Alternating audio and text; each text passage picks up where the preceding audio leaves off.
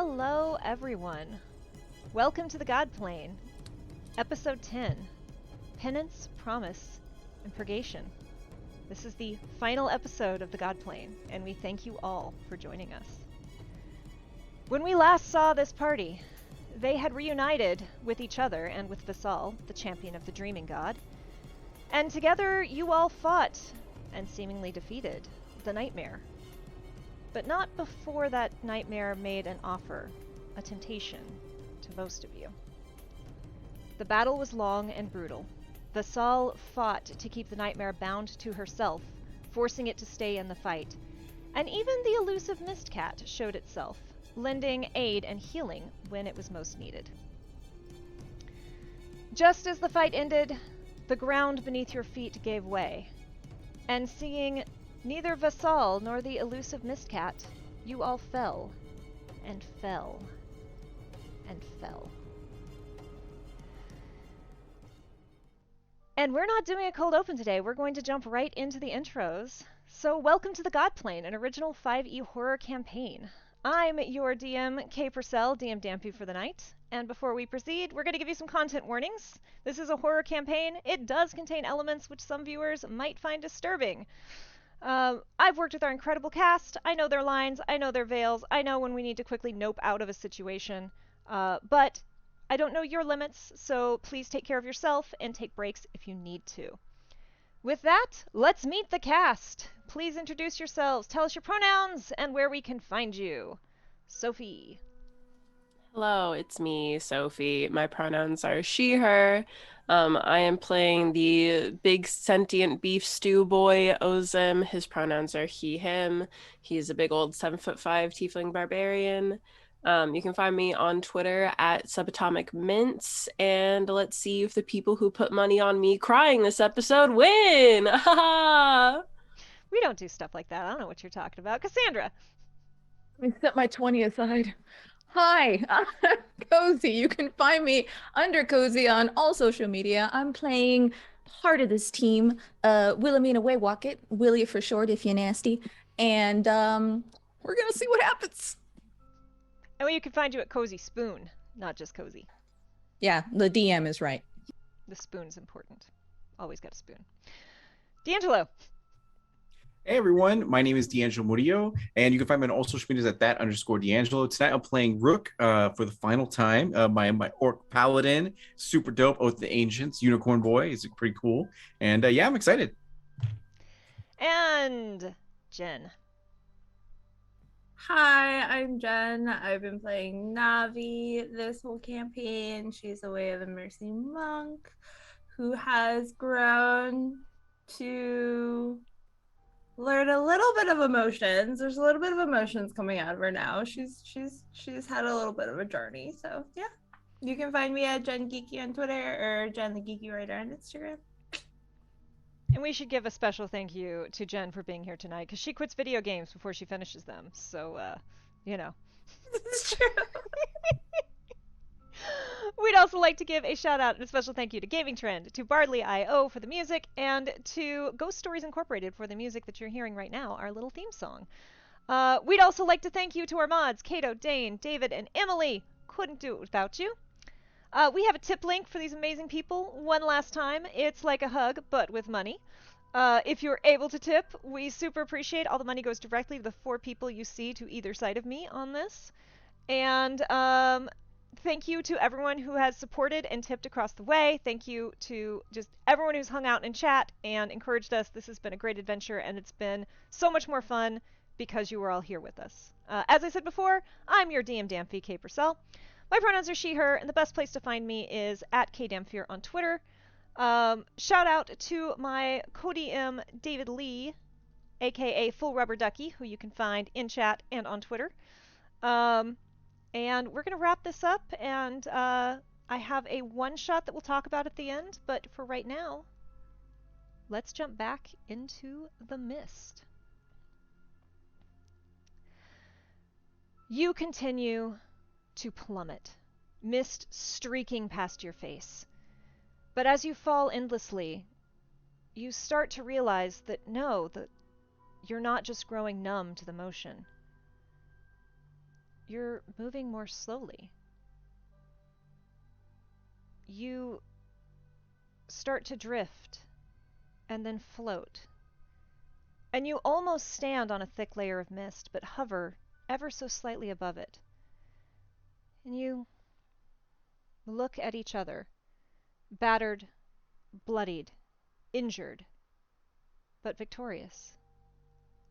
And as your feet come nearly to rest on nothing, or at least what feels like nothing, you realize that mist is all around you. Not just under your feet, above your heads. It lays in a thick blanket between you all. And yet you can see right through it. And you only really recognize that it's a thick blanketing mist where it swirls at the corners of your vision. You all hover here alone in a heavy silence. Is there anything you'd like to do or say to each other as you seemingly wait? High five as he goes over to each and everyone, and then like. Does Are the we high five able one. to walk, or is it just sort of like a free floating sort of deal? You can move. You're kind of floating. You kind of step and you kind of swim. It's not something you're used to, Willie, but Okay, so Willie is definitely going to, that froggy stroke with the legs towards Rook. Just like, I'm sorry, are you okay? Don't even worry about it. I only died like almost 3 times, but it's all good, because we did it, right? We won. I don't know. Willie looks around. Is this winning? I don't know. Ozem is very quiet and is kind of crumpled in on himself a little bit. He's not like full fetal position, but he's getting there. How are your as he points to the rings? He's like, are they okay? I saw them get red hot. Probably wasn't comfortable. He doesn't say anything. I wish I could heal you, but I'm all tapped out, unfortunately.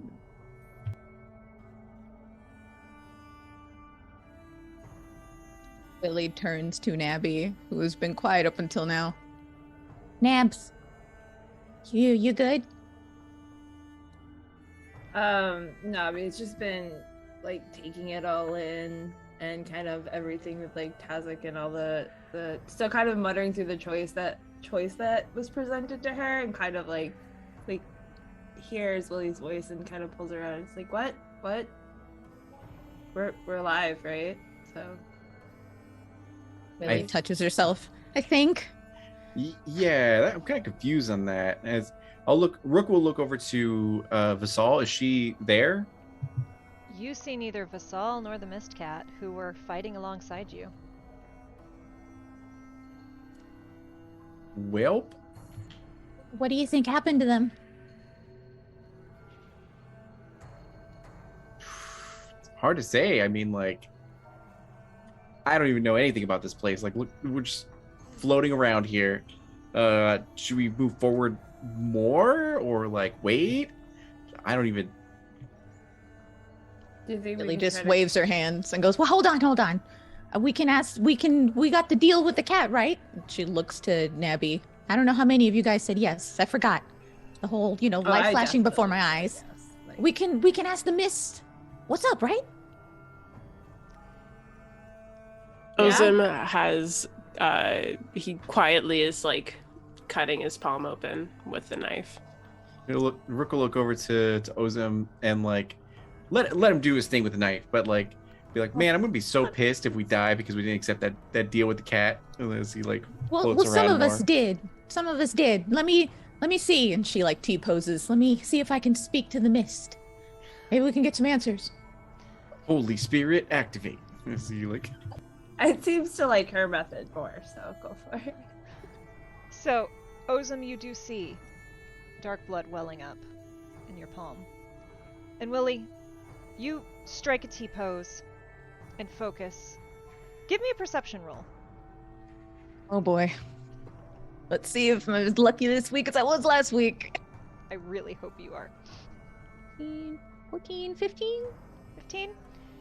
You're really focused on the mist, so you actually notice a little bit after everyone else that you're not alone suddenly. One moment it was normal, and the next moment you all feel a pressure on you. And you turn, and two figures stand a short way off. They move towards you without walking. One is a child. They wear a long white garment, almost like a silk nightdress. Brown curls frame their face. Their eyes are large and pale misty blue. To their right, and a few deferential steps behind them, stands Vassal, though she is changed. The multitude of tattoos across her body have turned to a shimmering, misty blue-white, and have been joined by gently swirling, flowing lines of curling clouds and wind.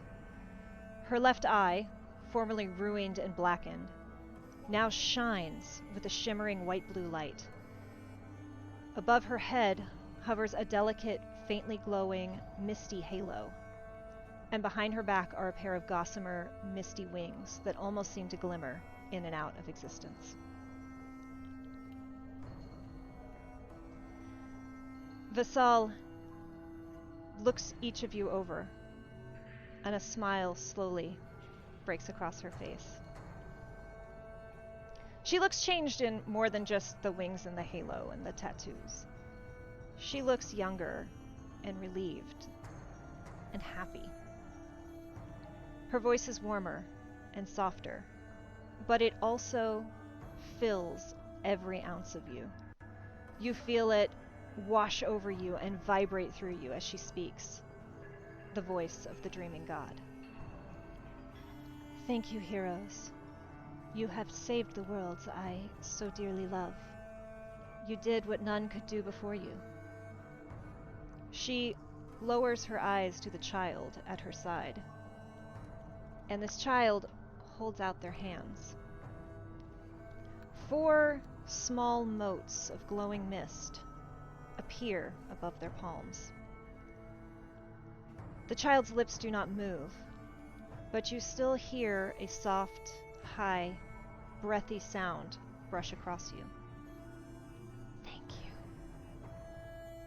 Without any kind of gesture, the motes float forward, one towards each of you.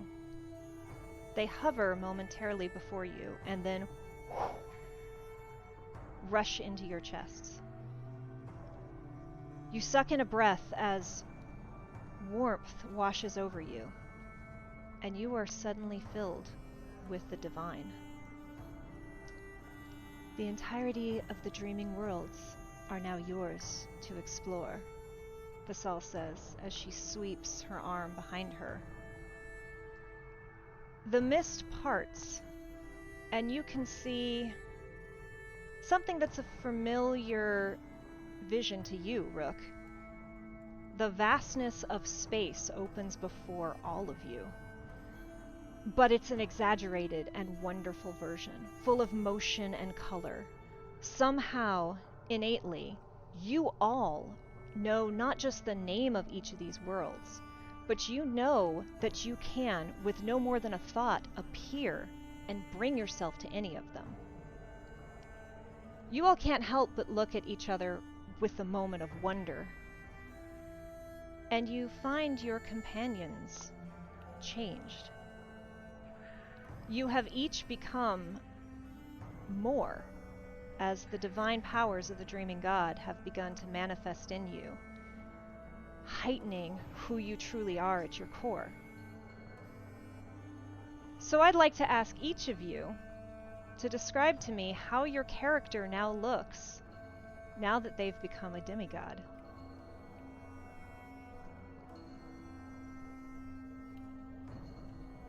Any volunteers to start? Wings? Pressure. I know. I was trying to give y'all hints in the Discord, but didn't want to give too much away. Is Rook a magical unicorn boy?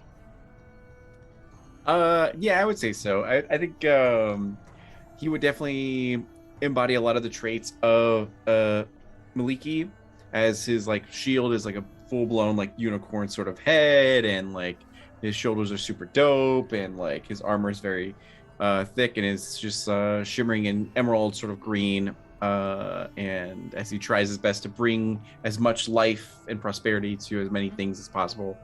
And yeah. Does his physicality change? Does he glow? Do his eyes glow? Like, is there any divine manifest in his person?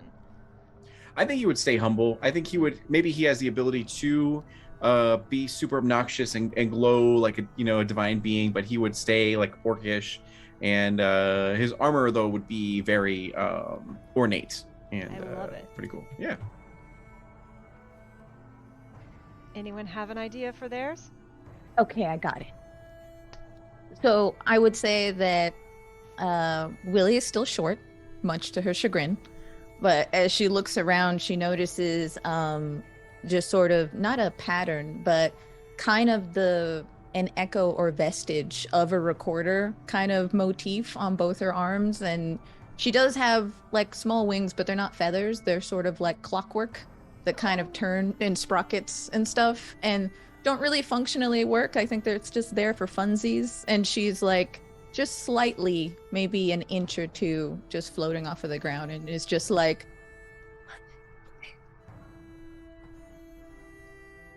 I like that you are a demigod and you can fly and hover, but you still have clockwork wings that don't work, but just to like complete the illusion. That's the most Willy thing. A lot of form, not function. Hey, aesthetic is important though. Like, gotta get that branding. So Navi would obviously also have wings and be kind of like her butterfly mask that she's been wearing this whole time and kind of like form into her like wings. But she's not like insect-like. She's more like agile looking than that. She's still kind of humanoid and kind of like butterfly-ish, but not like kind of like an in-between kind of space. Yeah. Okay, beef stew. Ozim is almost entirely unchanged, save for one very slight difference, is that instead of his irises being red, they are now indigo. And that's it. And with that, you four are free to explore the dreaming worlds. We're going to take a little bit of time on this. It's not going to be the whole thing. But anything you wish to do, you can travel together. You can strike out on your own. You can basically tell me any place you'd like to visit, any type of world you'd like to see, anything you'd like to do. You can interact with people, and as a demigod, you can even start to build your own worship, if you would like. You can also visit your home worlds. However, you can only visit them after the point at which you were brought to the Godplane, or for you, Willie, after the point in your vision. You can also meet and interact with heroes from the Forgotten Realms. It will take a little bit of work, but they do visit the dreaming realms when they sleep. So what does this group of newly formed demigods get up to? And we're all aware of this just intrinsically. And just confirm. So we did save our worlds and all that kind of stuff. You have saved it all. The nightmare has been defeated. Willie's just like fist pumping. I can't believe it.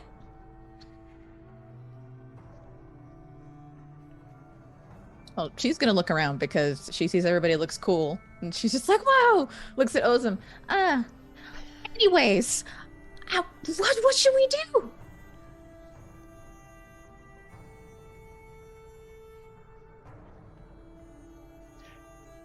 So Rook will definitely have Kingdom Hearts it to like create like portals in each world to be able to visit other like worlds and all that kind of stuff. That way we can ship. Yep, exactly, yeah. Visit each other and everything. So I think that'd be good. And then he would definitely do the whole thing where he looks like a normal dude in life, but no one really knows he's a demigod, and just like, rewards the kind, and like, deals with the unjust sort of thing in a slight way, but mostly just watch and observe, and then hang out with his homies on the weekend. Navi is going to be in decision overwhelmed for a little while because she doesn't know what it's like to have free will really, or do anything that she wants to do without having somebody tell her where to be or where to go. So she knows she wants to get as far away from that, so she doesn't want to go back to where she's from. So she kind of just spends time exploring different areas, seeing what's comfy, seeing how other people live, trying to get as many books as possible. There are a multitude of worlds with a multitude of libraries. And not only that, I don't know if Navi would actually, though it sounds like she's trying to get comfortable, right? Navi might discover that there are even more stories and even more knowledge to be found than what's written down, because she can speak to people. And she can talk to people as they're forming these theories and as these ideas are coming together. And I'm honestly not sure if that's something that ever occurred to her. For sure. That makes sense.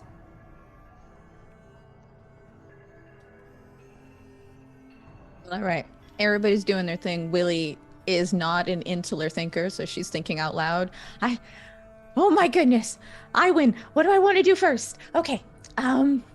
Oh, and she looks at Nabby. We have to go back to that place that we were at with that bird person and all those people, because I need to go and take care of that. And then I want to go to DM's town, because I got to tell him that we made it, because the last time I saw him was in the furnace in that nightmare house. And she looks around, just bouncing on both feet. Who wants to come with me? I feel like as demigods, we have our own like office building with cubicles, and then we work on our stuff, and then we just like our coworkers. Ozim is going to, when he hears Willie start talking about her brother, right? Deanne's her brother. It's a friend her from friend. a neighboring town. He's going to kind of crouch down to her level and say, there's something important that we need to tell you about your friend. What's that? Ozim kind of glances around and takes a very deep breath and goes, he doesn't really know the right way to phrase it because he's used to telling people terrible things to get answers from them, and not in a kind, sympathetic way. I can tell you bad news. It's just not in the good way to tell you bad news. Rick will definitely look at Ozim struggling and be like, Ozim will want to do this. Okay, go for it. If he sees you, like, he'll kind of hold a hand up to you and be like, go for it.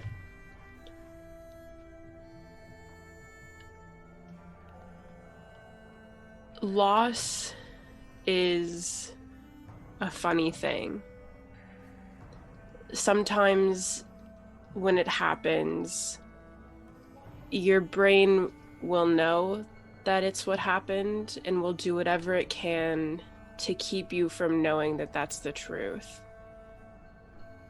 Because your heart so badly doesn't want to believe it that it will do whatever it can to make it feel like things are okay. And I'm not sure if it made sense in the moment, or if you even realized that it was happening.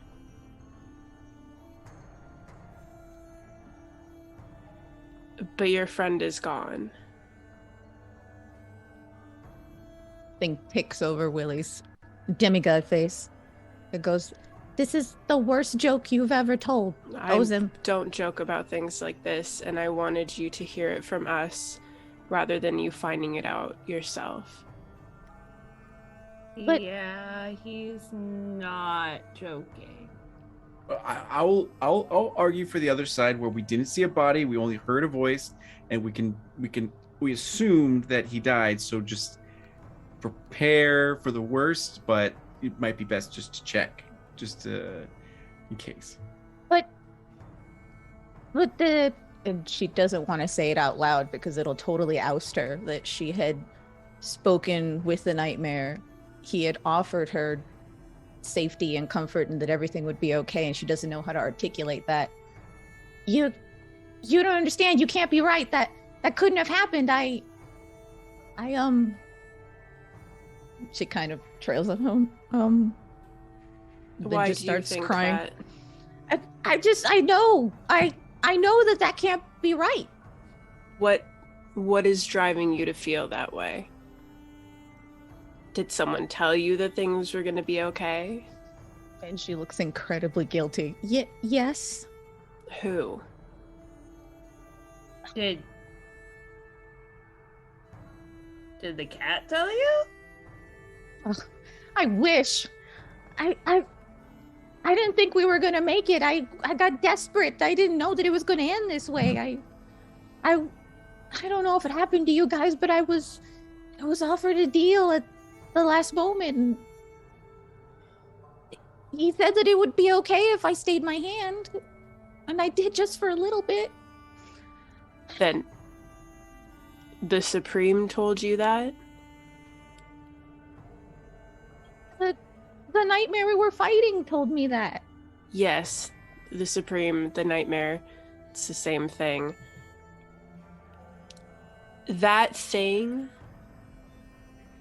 is nothing but a liar. He tells you what you want to hear to get you to do what he wants.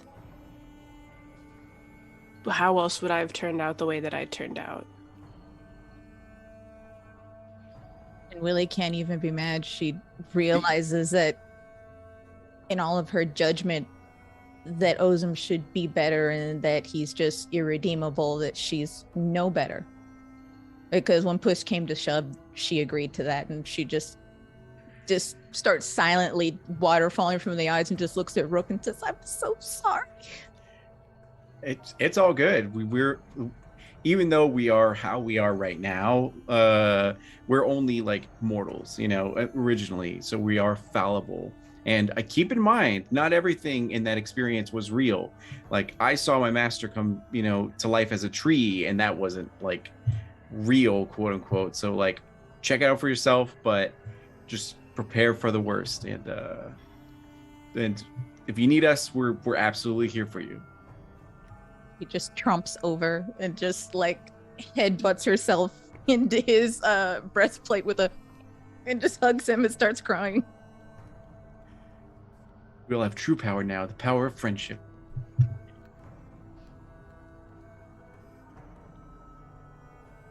All right. Ozem, is there anything you want to do? We'll circle back around to what everyone. Little vignettes here, but anything anything on Ozem's mind? No. If anything, he would probably... Is Vasal still there? Mm-hmm. He'd approach her and just say, "What do I do?" What do you wish to do? There is worlds upon worlds for you to explore. There's nothing for me on any of them.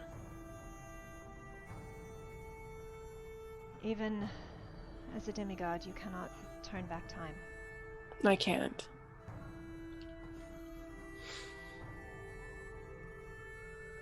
You could try to help others, protect them from the pain you've known. You could help me. There are still threats. There are still dangers that are trying to...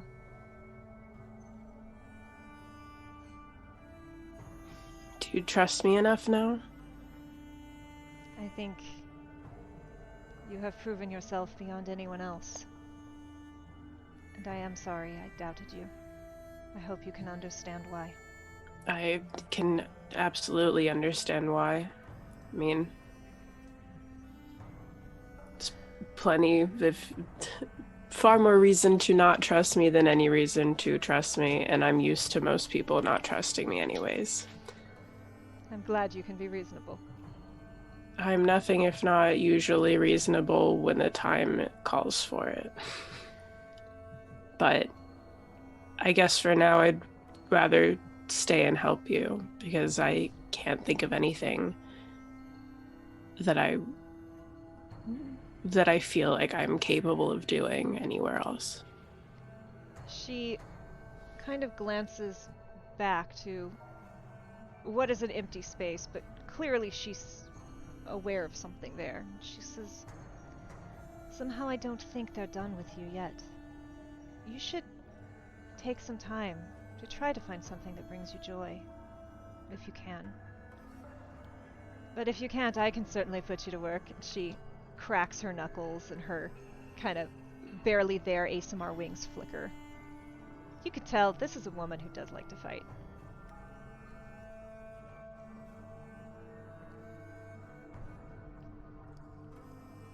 I mean, I'm a demigod. I can change my mind whenever I feel like it, right? Of course. So I'll stick around here for now. All right. So, Ozem, you certainly take the time to circle back with and connect with your friends. I feel like you're the one who's probably going to be, you and Willie are the most likely to keep circling back and checking in on everyone. But you actually develop a little bit of a worship of your own, maybe accidentally, right? It starts as a rumor, as a story of some just traveler orc who, if you're kind and good, the traveler orc might protect you. And you do good where you go, and you actually, yeah. Oh, it's an MLM scheme. It's definitely all his followers. But you do good, and you're a little hands off, a little cautious, but you definitely impact the lives of others for good. Navi, you wander, and you find more knowledge than you could have hoped, easily, because there are countless worlds for you to explore. And if you so choose, you make friends, and you meet people, and you can actually help others uncover knowledge, not just read it yourself. You find that if you spend time with people, you can help them build their own theories and build their own worlds. Not worlds, build their own, further their knowledge. Ozem, you and Vasal travel, and you discover that while there are none quite so big as the Nightmare, there are various demons, even some fae and some of the more wily angelic type, who are not thrilled with the chaos of dreams, who do threaten this place. And again, none quite so big and none quite so gnarly. But you get to bust a few skulls, and you become a protector of this space. Willie, you make your way back to your home country of Caldara. Do you go alone, or do you ask one of your friends or several of your friends to go with you? I would send a little clockwork messenger sparrow to Ozem while he's doing his Protector of the Realm business and ask him to join me for sort of a paying of respects to DM in his home country. He'll go. But he knows that he'll be going to his home country at the same time because they're from the same place. And it looks like reluctantly. Okay. Well, he finds her there, and I would say that whatever funerary rites and rituals that had happened have long since passed. It's probably been hours since the ceremony, and the only person who's there is Willie. standing by herself, looking surprisingly normal. All her pomp and circumstance is gone. She's not even wearing her fuchsia bard outfit. It's just a regular peasant's garb, standing in front of a buried mound, and she notices you and goes, I didn't think you were going to come. Quick aside, how much time, can we tell how much time passed? So time is weird in this space, especially as a demigod. So Willie, when you return, it would have to be after your vision where you saw your brother middle-aged, old for middle-aged, but middle-aged. This war is still ongoing. You can choose to go shortly after that, or you can choose to have waited longer. I just know that she would want to be at DM's headstone or pyre or anything that would coincide with his beliefs. Okay, so she goes fairly quickly. She doesn't, like, wait to make sure. Okay. No. I think after hearing what everyone told her, she would need to see it for herself just to make it real. It's rough. You discover through your godhood and through your connection to your friend, you are able to find his resting place. However, it's not a headstone. There is a collapsed mine tunnel. And beyond it, you know exactly where, but you would have to use your powers to move through. It seems that DM and several other of his companions not only did not make it out of that encounter, there was a collapse, and they have been left there without aid, without a proper burial. Does anybody know, or is it just sort of like his village is like, well, we know what happened, but we can't recover the remains? If you ask around, it's not a small village. This is shortly outside of the capital city, and it's a time of war. This was a space they were using to try and develop a technology that would help them against the Kaldarians, because they were at war. And when the collapse happened, Bezalel did not have the resources to dig through what they knew was a completely fatal thing, and diverted resources to try to help the living who are still in need. And what is the time gap between Ozem and Willie? So, like, how many would his face be recognizable by anybody that's still alive? No, it has been several hundred years. Okay. And Bezalel was really rarely not inhabited by gnomes. Bezalel was much more of what we would call the monstrous races, and much shorter lived. Caldara, if you were in Caldara, maybe there's a chance, but because some gnomes and some of the elves there are longer lived. Most have not, and as you experienced, the actual story, your actual history has been distorted so much that, I mean, you're a big scary tiefling, but you're still just a tiefling, not a demon, so most wouldn't even begin to make the connection.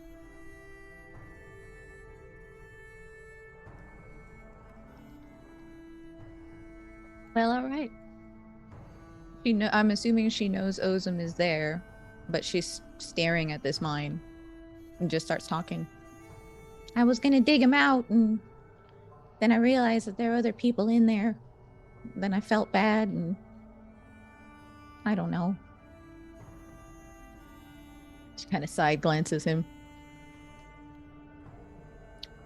If I learned anything, it's better to let them lie.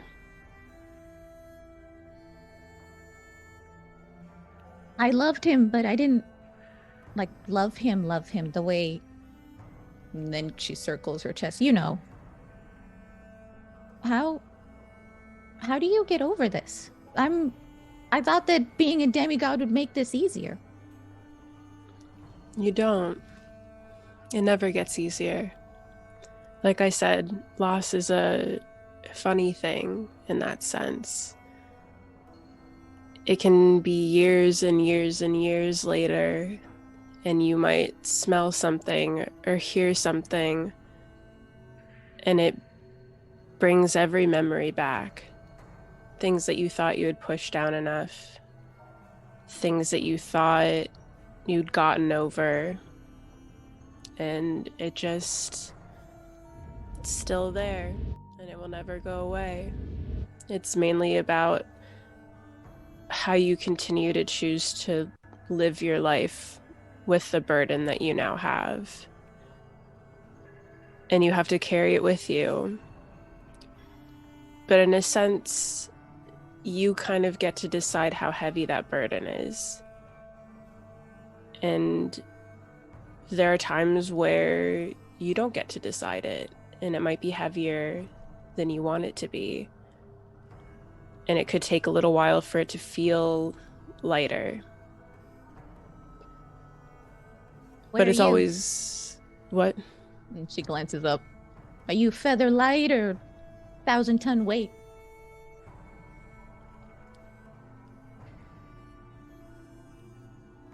The weight of everything, not just of her, but of everything that I've done. It's never gotten any lighter. If anything, it's only gotten heavier. And there's times where I think I'm about to let it crush me. And I want to. Because I'm so tired. I have no reason to keep holding it up, but I do. Am I doing it for her? I don't know. Am I doing it for all of those people whose lives I cut short? I don't know. But I just have to keep shouldering that burden.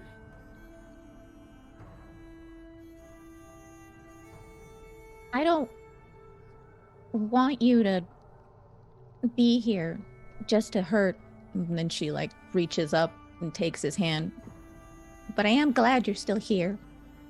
I'm glad you didn't die back there. I'm glad I'm not here by myself. And she looks at the mine. She's like, I'm glad someone's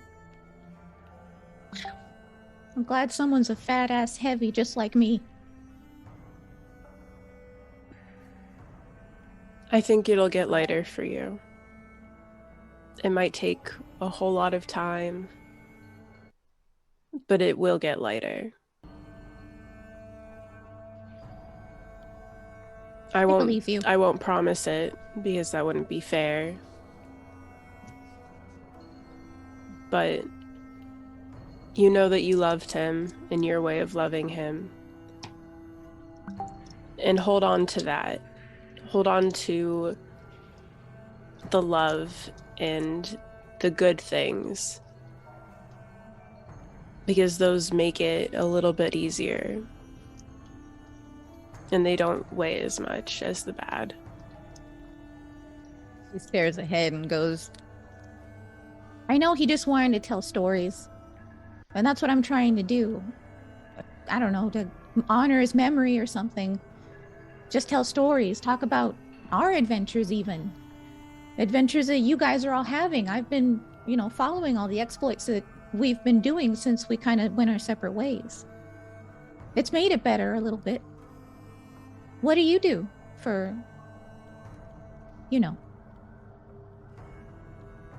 She's like afraid to say her name. Like, she's like, should I say her name or not?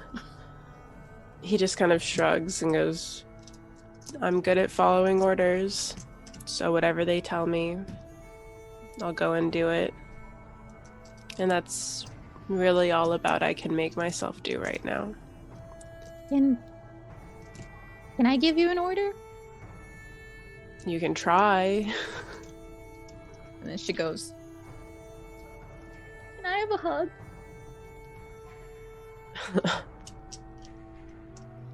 He'll crouch down and open up his arms for her, and She doesn't even go for them. She just claps hers around his head, just starts his crying. fat neck, his big beefy neck. And She's he'll just kind of like, he won't really know the right way to like embrace her because she's so small that he's afraid of hurting her, you know. But he'll do what he can. He'll just cling there, getting snot and tears on his cheek, but like feeling really good about it. Thanks. He'll just kind of nod. You'll feel him nodding. He hasn't cried yet, though. He won't get me yet. The night is still young. Night is very young. Oh, I don't like that, Kay. And that's all I got. So, Lily, you pay your respects, and you do. You travel to various worlds, and you learn stories, and you tell stories, and you honor your friend's memory.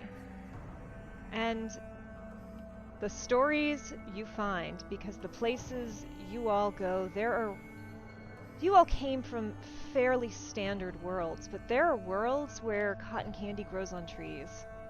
Like, there are worlds that are pure children's imagination, and the most weird and wonderful and magical place that you can imagine, you can go. And you can just hang out in outer space and watch planets dance. Not just orbit, but dance, because this is a child's dream world.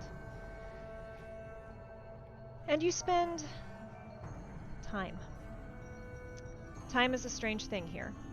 It expands and it flexes. And you can somewhat control how much time you spend. For some of you, it may be days, and for others, it may be years you explore the dreaming worlds, testing out your new powers, righting wrongs, or just telling stories. Eventually, Ozem, you feel yourself pulled towards a point. It's not scary or bad, but even as a demigod, you feel an intense pressure, both in your ears and against your soul. Time and space warping in a way that it was not meant to. And when it snaps back to this heavy, high pressure, almost normalcy around you, you are standing before a burning castle. You look upon that night, which seems so very, very long ago now, when you and your men sacked the capital city of Caldara. Smoke hangs in the air, and a shack stands before you. You know that a proud but foolish prince is tied up within, waiting for your menstruations. And as you look at this, you realize that you're not seeing it quite the way you saw it that night. You're hovering slightly off the ground, spectral. You look down, and sure enough, you can see yourself standing there, striding towards the shack. Jackson's cruel laugh hangs in the air behind you.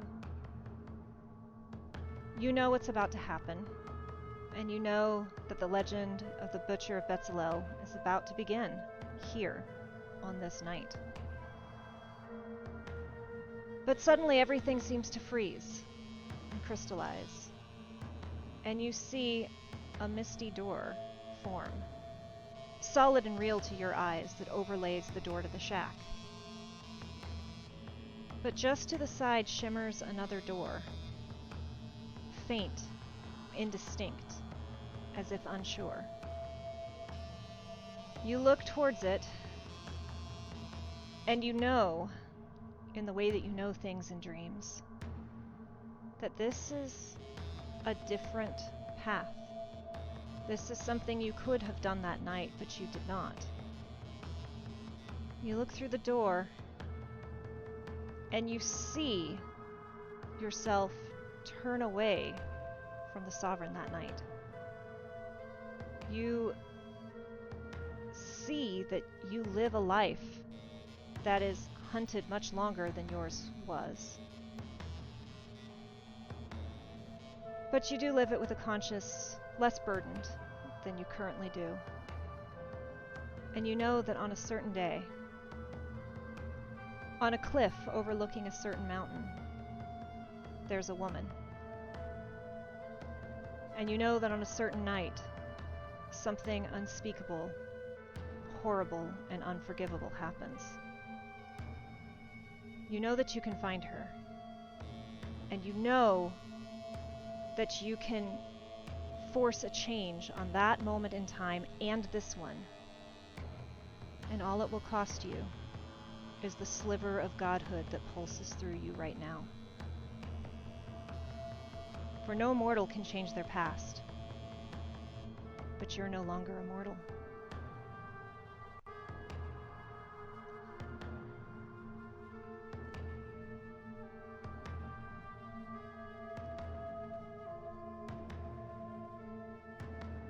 I hate you.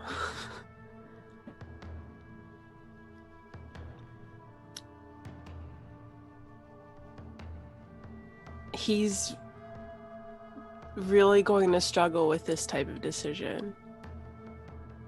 And he's actually going to try to summon the Mist Cat.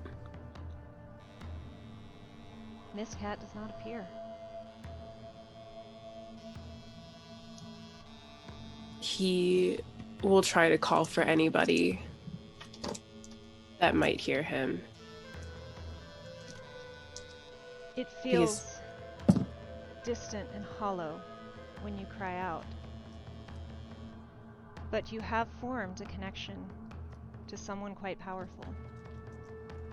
And appearing before you, misty and vague, having difficulty even appearing in this form here, stands Vasal.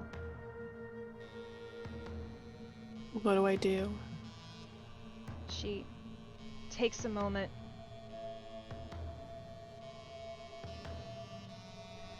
This is a gift.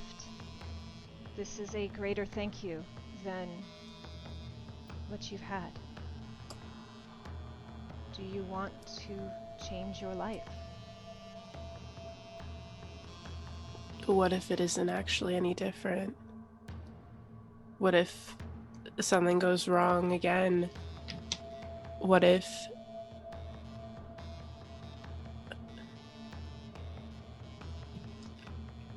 just how much is it gonna change?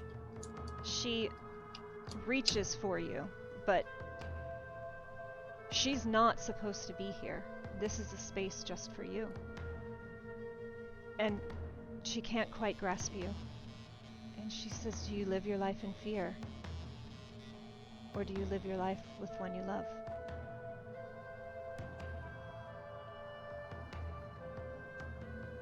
I don't know.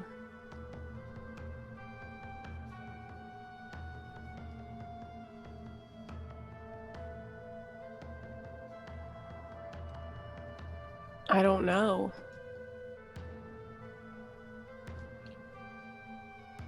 She gets as close to your face as she can. She's tall, but not as tall as you, and she's also indistinct, so it's not nearly as threatening as she would like it to be. And she said, I was not given this. This is for you. And if nothing else, you will have new memories with her.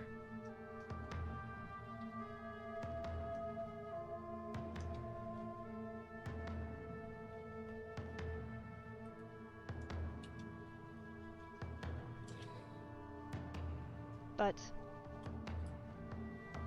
it will mean giving up what we do. You will live as a mortal, and you will die as a mortal. The choice is yours.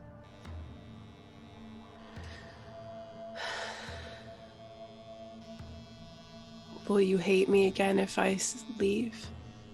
She smiles and laughs and says, I am a stubborn woman. But once I learn, I learn.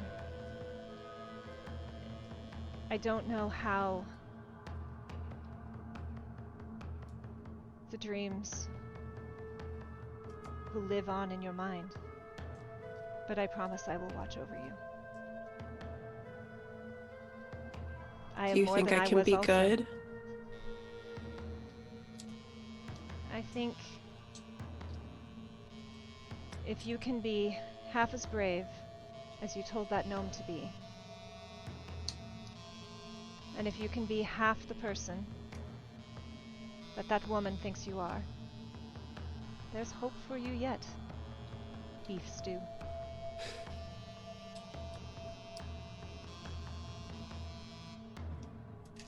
So I should take it? How often do you think one gets the chance to change their life?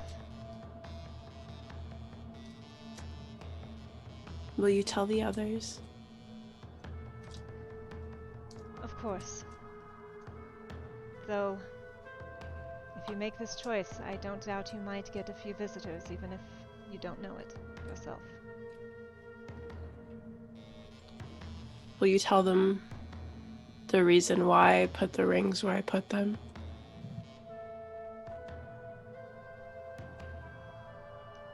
So you know, I lived a number of lives.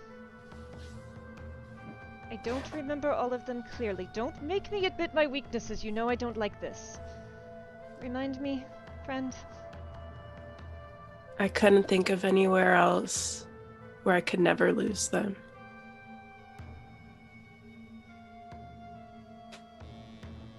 She reaches out and puts one finger on each ring on your sternum. Says, I hope you will never need to make that decision again. Thank you. Go with their blessing and with mine. Thank you. Thank you, hero of the Dreaming Worlds. And she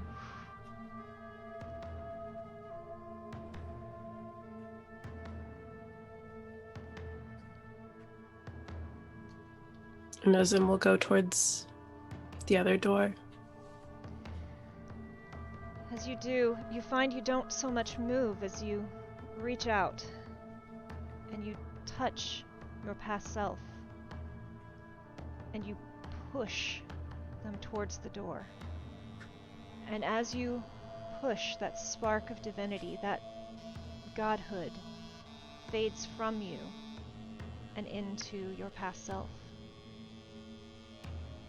You feel your memories of the time in the Godplane grow fuzzy and disjointed, dreamlike and distant, though still there in a confusing, jumbled way. And while your adventure here becomes a nagging dreamlight memory, that shard of divinity, you still carry echoes of it within you. And you hold on to the lessons you've learned, the decisions you've made, and a few very key moments. You, indeed, defy your lord and ruler. You storm away that very night, never to return. And it is hard. But you feel yourself, for a way you don't understand fully, drawn to certain blue and gold cliffs on one particular morning. And as you sit, wondering why you left a place that was brutal but secure, where you were feared and respected, you hear a voice. If you're gonna throw yourself off a cliff, you should go up there. Be less likely to survive the fall. It's kind of fucked up to tell someone how to kill themselves. But I guess I'm one to talk.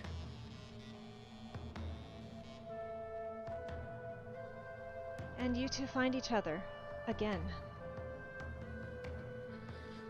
And you run away together. And you keep her safe. For as long as you can.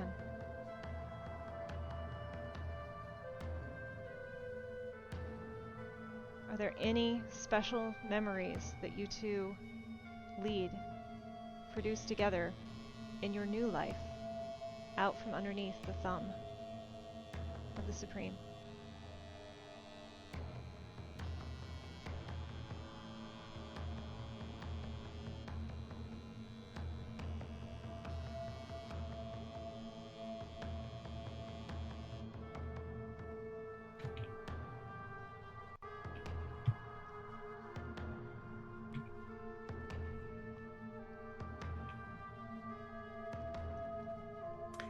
I just want to make a note that Rook will harass Navi to teach him how to do kung fu.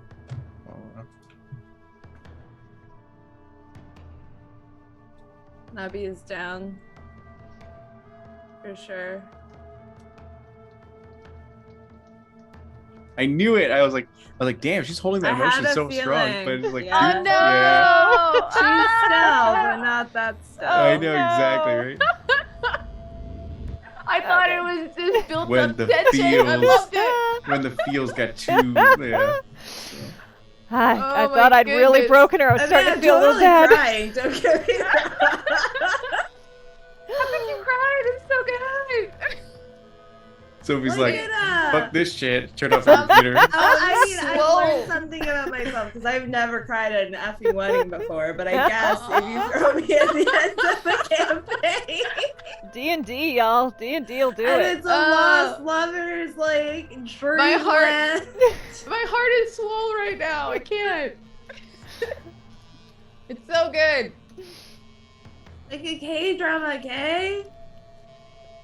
Oh my gosh. And this is just the first one. Ugh. We got more of y'all to go. Oh jeez, there's more. I can't do this all night. I'm sorry. I have to go now. Let's No, see. it's salty. I'm Salty. gonna- It is.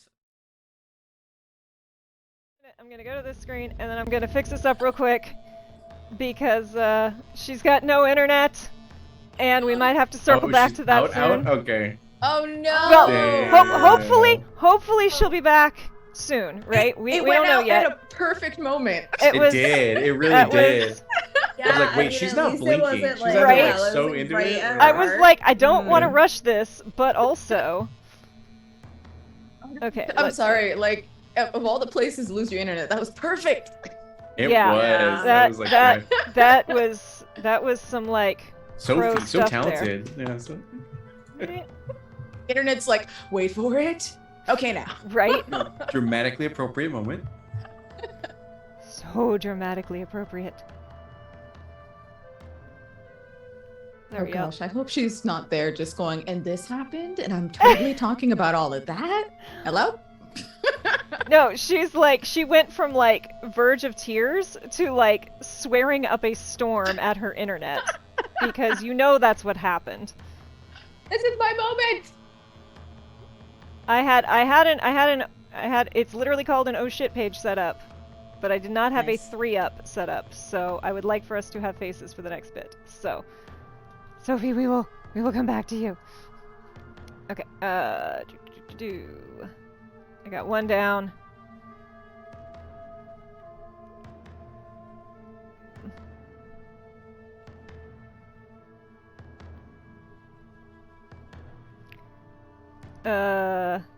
So yes, we got Oh, Rook is that and Nabi official? doing kung fu. Yeah, I was gonna ask if the friendship necklaces was official. Oh, Sophie's DMing me right now and says yes, so I guess we're just gonna do it as canon. I'm Nice. here for it. I am so into it. Right. Does that mean we all have to drop out when we, after our conclusion we gotta dip? See ya. Bye. So yeah, I want to hear about this kung fu. Oh, are we still doing kung fu or are we writing boy love fan fiction together yet? I mean, That's you're what happened. Why not demigods. both, Why not you know? both? Yeah, Yeah. create our own money, give the writers all of the Yes. money to commission them for more boy love So content. in between kung fu sessions, we write we co-own a boy love fanfic. See, this is Exactly. why y'all need Willie Done. to jump in because she would have been like, We Why hire don't you Will- just- we'll hire why don't Willie. you No, why don't you write Kung Fu boy love fiction? Yeah. Two There you birds, go, one perfect. stone. Perfect. Absolutely perfect. We want to commission Willie to hire for us. She's like so self-conscious kidding. being a bard singing these songs about Kung And Fu boy love. And it would be great because like Willie is an artificer, so very, Yeah. tech savvy. You develop moving pictures and then, convert the literature to film, and then it's good stuff. Nabby's just like, you have to make the clockwork kiss, and she's just like, okay. The thing is, that is exactly what Cassandra would do, Yeah. which is kind of breaking me. It is so good. Almost there, Somebody y'all. asked, So like, sorry. oh, what a great performance. Who's the artist behind it? It wasn't me. I did not do that. I could tell you who hey it was guys, this is not. good It art. wasn't me. It's like, wow, who said that? I'm like, good. I didn't. Nabi, would you Like- like to do your serious moment? I don't know if I can have a serious moment now. That was so deep and good. Like, I don't want to It go was. after that. Like, that was so good. We're almost there. I mean, I'm down to go. Cake's if, the cake. Okay.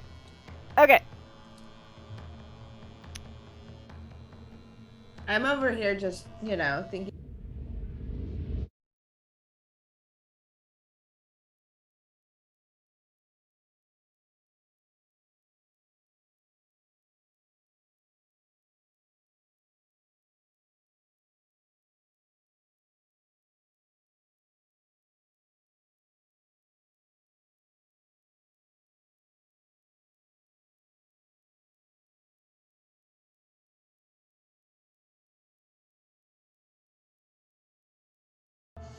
pray Yeah. to Rook for good vibes, and yeah, it'd be cool. And of course, he would create a statue dedicated to his master Azucena, the same place where she got executed. That way, he could just spend time there in the park, looking like an old man or a young boy, and just like chill out. She'd be like, thank you so much for believing in me. Out of everyone in my whole entire life, you're the only one who had my back, and had you not done that, taken the time, the universe literally would have been destroyed, and like your one action saved everyone. So like forever and a day will I be grateful to you, and just trying to spread the teachings of so is Maliki alive, or is Maliki like a dead god? Because just gotta remember that. So we'll come back to that. Oh, Because- okay. Willie, you too feel the pull Yes? of divine eventually. You slip through this strange pressure tunnel and find yourself in your bedroom. The sprocket on your desk. DM's letter on the table before you. Before you, the window glows, outlined with a misty frame, and through it stretches the future as you know it now. Below you, you see yourself standing, worrying your lip, your brow furrowed in unsure frustration. You look so young, so inexperienced, and so sure of things that you now know you will waver on. Behind you, two misty portals form on either side of the door, faint and thin with possibility. Through the first door, you see the future that your brother, Wedge, described to you one time on the Godplane. A long, brutal war that you ultimately win, but that scars and disfigures your family, and honestly doesn't leave you feeling good about where you are, where your country is. Through that one, you stay and you help your family, but it's a great cost to your family and the world. And yet, you see a third door, even more thin and unsure. Glancing through it, you see yourself sneaking away from home, but this time not to chase some vague notion of adventure, but to help find your friend DM. The details here are hazy and uncertain. And while you sense hardship down this path, you also see something bright and hopeful at the end. Even more faintly is another door, barely there at the edge of your vision, where you can write your own path and do something completely different with all the knowledge that you now hold about the world. But there's no guarantee of what's going to happen with that future. But you also know that you don't need to step through any of these portals. You can remain a lesser god of the dreaming worlds. You can live 100,000 adventures and craft 1,000,000,000 songs. It may all only be a dream, but you now know that your whole life before this was a dream. But you also know that while you can have endless adventures for as long as the god sleeps, your relationship to death and fear and temptation will be forever altered. And you will really never find yourself up against that situation that you felt when you faced the nightmare, when you gave in to temptation. And that may be something huge and comforting or something truly terrifying to Willie. So you stand, hovering in your childhood bedroom above a you that is possibly older than the rest of the party, and yet still so young and childlike to your eyes now. What does Willie do?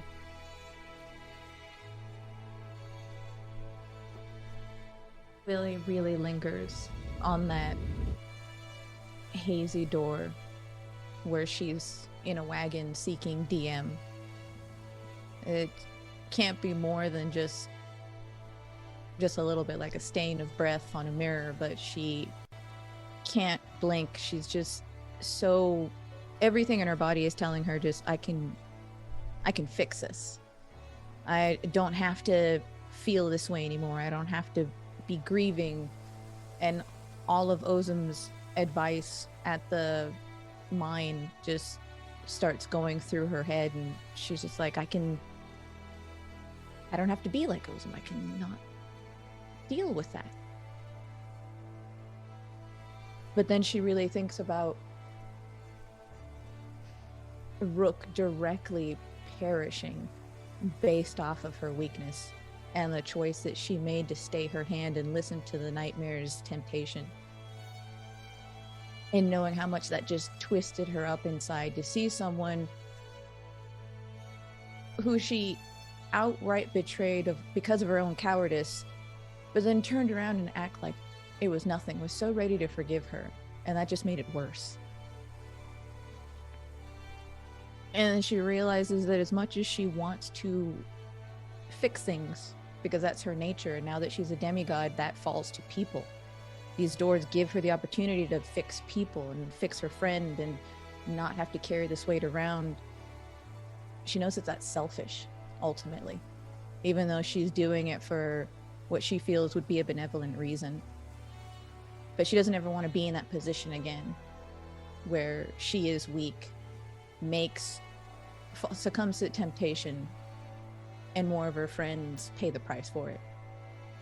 So the choice where she is able to sort of defend against that is the one that she would choose.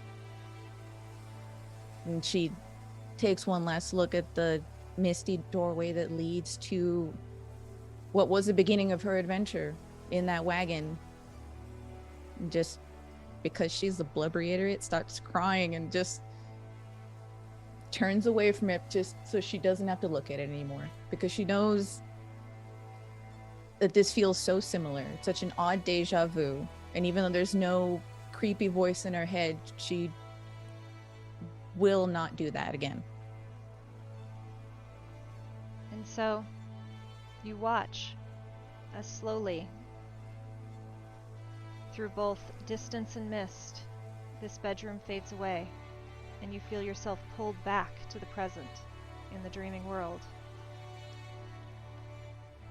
And Willie remains a demigod, free to explore and free to create. What does Willie do now that she is permanently a god of the dreaming worlds? Is she able to return to her people and like her community? So, some of your family does still live. You can appear to them as yourself, though there's no guarantee they're going to recognize or believe that you are a god. Though they might. You can assist your community, or you can assist your community and other worlds. You're a demigod. You have incredible powers. I think she puts her own house in order first, but I think that she really takes in the passage of time and sees how her family has moved on and gone through their own... Oh no. My bad. I Okay. just pressed the button. And gone through their own grief and loss, and she doesn't want to reopen that because thoughts of DM and thoughts of Ozem are still so recent to her, regardless of the time skipping. So she basically just turns herself into a patron. She doesn't involve herself in her family, but she contributes to her city by making just clockwork guard and issues all of her genius and tinkering and invention to help a kind of second renaissance and So, make sure that they're kind of good. So, before you go too deeply into that, you become very aware very quickly that your family is one of the foremost in Caldara, and Caldara is, as much as everyone in Caldara hates the Supreme and hates these stories and hates this tale of just assault and attacking until they take over, you see this is exactly what your country is doing. And while you didn't notice it all before, because you were young and head in the clouds and eager for adventure, and your best friend was part of the country that was being attacked, and how could that possibly happen?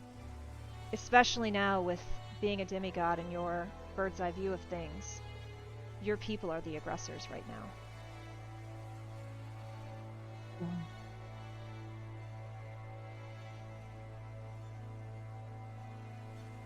I would say that is it possible for her to sort of erect a summit with Rook and Nabby to sort of seek their counsel? Yeah. I think that if they answer her call, that they would be kind of above Caldara, and she would kind of give the TLDR and it'd just be like, I know this. I know this is the nature of people. I know that history, whoever writes it determines who's the aggressor and who's the victim, and I don't know what to do here. I thought that being like this was gonna give me all the answers. Well, I don't know if you guys have read this one, but there's a certain boy love that's very close to my heart called "My Neighbor is a God?" Question mark, exclamation mark. And in there, it kind of like explains this sort of concept that even though you might have so much power, that doesn't mean you should use it to bend things to your own will. Because think about the nightmare god that we just fought. You know, there was a path that they were probably normal, and they went down a dark path trying to control things with their power. And same with Tazik and everything like that. So in these situations, it might be best that we observe and we only interact for small little things. What Rook is trying to say is, don't meddle in the mortals' affairs. Exactly. You want to, but don't. No, I shouldn't, but at the end of the day, they're my people, they're my family, and I don't want them to be conquerors, but I don't want them to perish either. Yeah, and we have to understand that accepting this position means that we are no longer mortals. Like, Willie, make me a wisdom check. Just for fun. Okay. And do it with advantage, because you're a demigod. Please, dice, let me tell a Oh. story. Rook just what am I pulls out rolling his for again? customer service voice, Wisdom. like, yes, well. Wisdom. Yeah. Wisdom. Okay. So I got a 19. Okay. So, you were really wrapped up in the whole DM thing, and you and DM were really close, but you honestly didn't pay that much attention to, like, his family. But, outside of his immediate family. But, you're a demigod now. And you start to do a little bit of snooping around. With Rook and Nabi's wise advice in mind of maybe don't meddle too much in the realms of the mortals. And you quickly discover that DM has a cousin who's almost as brilliant as DM himself. And you still have those documents, the diagrams of your invention that you and DM were working on together.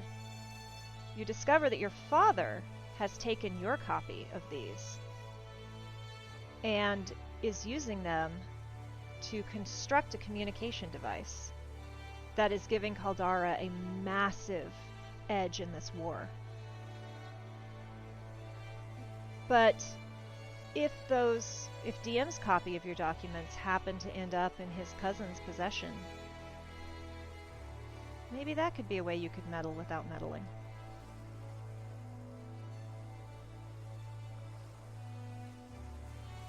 I would say that she would do so.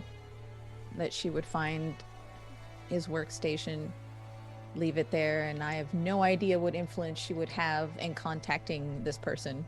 Being a demigod, I'm not sure what the extent of her abilities are. So,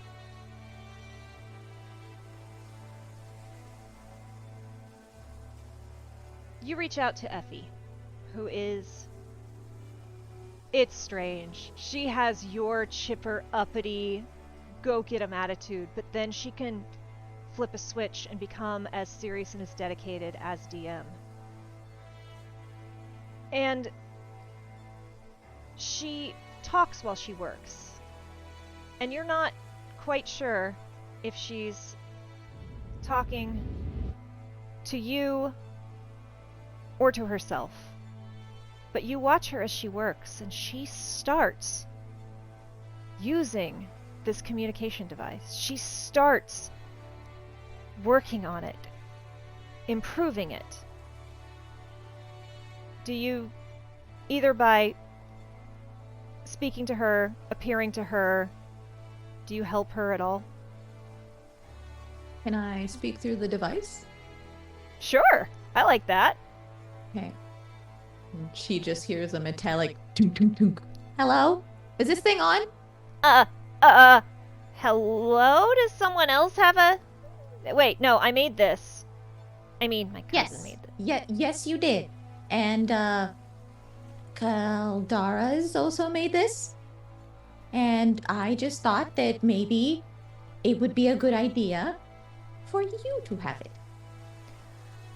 Are you Caldarian? I am... And she really debates how to answer this as a demigod or as a regular to-do person. I'm an interested party. Do you have a name, interested party? I am Ozim. Yes, that is my name. Ozim? That's a weird name. Okay. Hi, Yeah, it is Ozim. really weird. But, maybe my mother didn't love me. And you start working with her and giving her advice and sharing what you've learned. And together, you and Effie, you take this beyond what your father had done. Originally, your plan was just to be able to communicate device to device. And you do that. And it allows Bezalel to compete with Caldara. And bring the war to a stalemate. And eventually a peace is brokered. But I assume Willie can't help herself. And she still just chats with Effie on occasion. And together, you and Effie create not just a device that communicates device to device, but one that can broadcast to anyone who has that device in their home. And together, you and Effie create a way for stories and music to enter the homes of everyone. He makes it a point to make the devices that are in the home look exactly like the curious little, as we call it, telephone that they found in the Miss World. And people are like, wow, that's really grim, but it's really handy. I guess I'll buy one. Do you encourage her to share this across borders? Because remember, this is technology being developed within your rival to your home country. And she comes back, tink, tink, tink. Hey, Effie? It's, Yeah. It's me, Ozem, again. Hi, Ozem!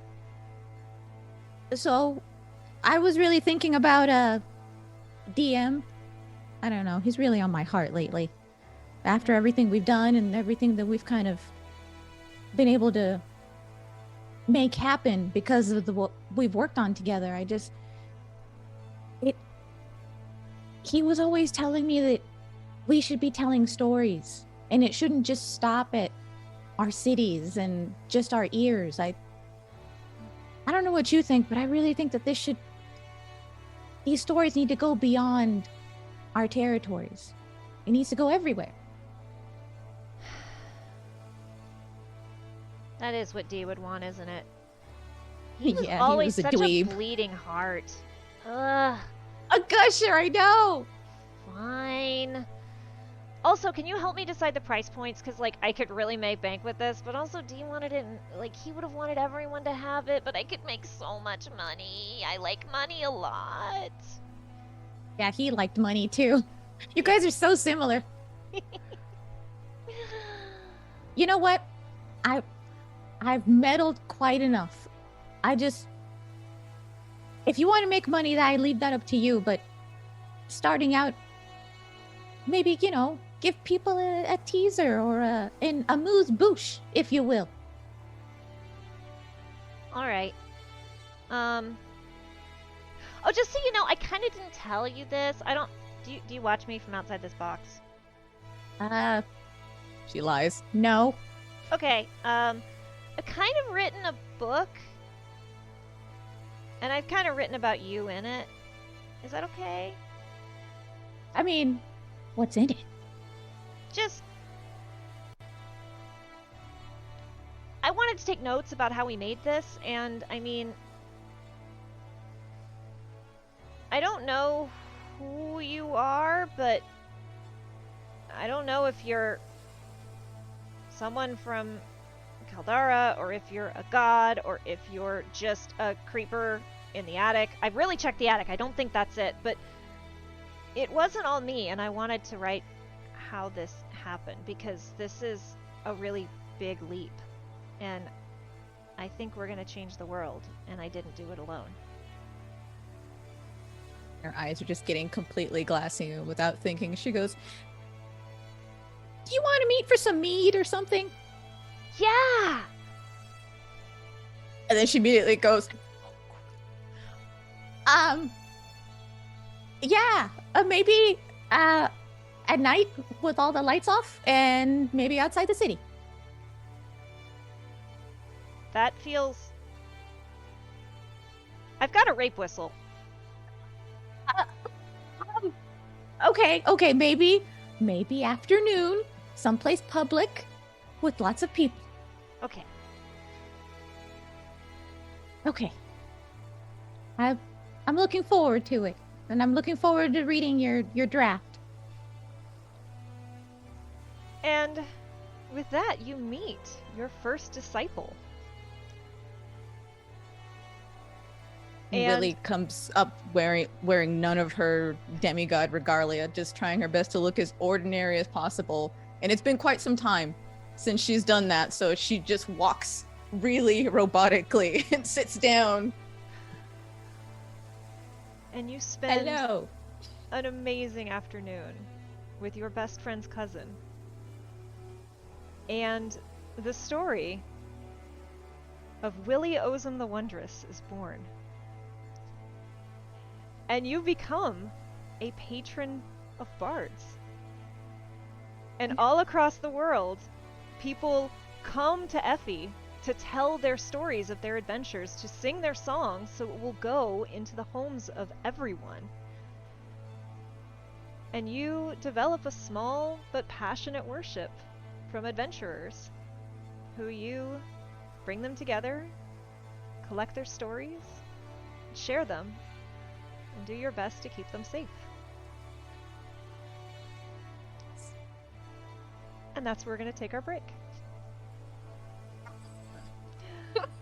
We will be back. Sorry. It happens.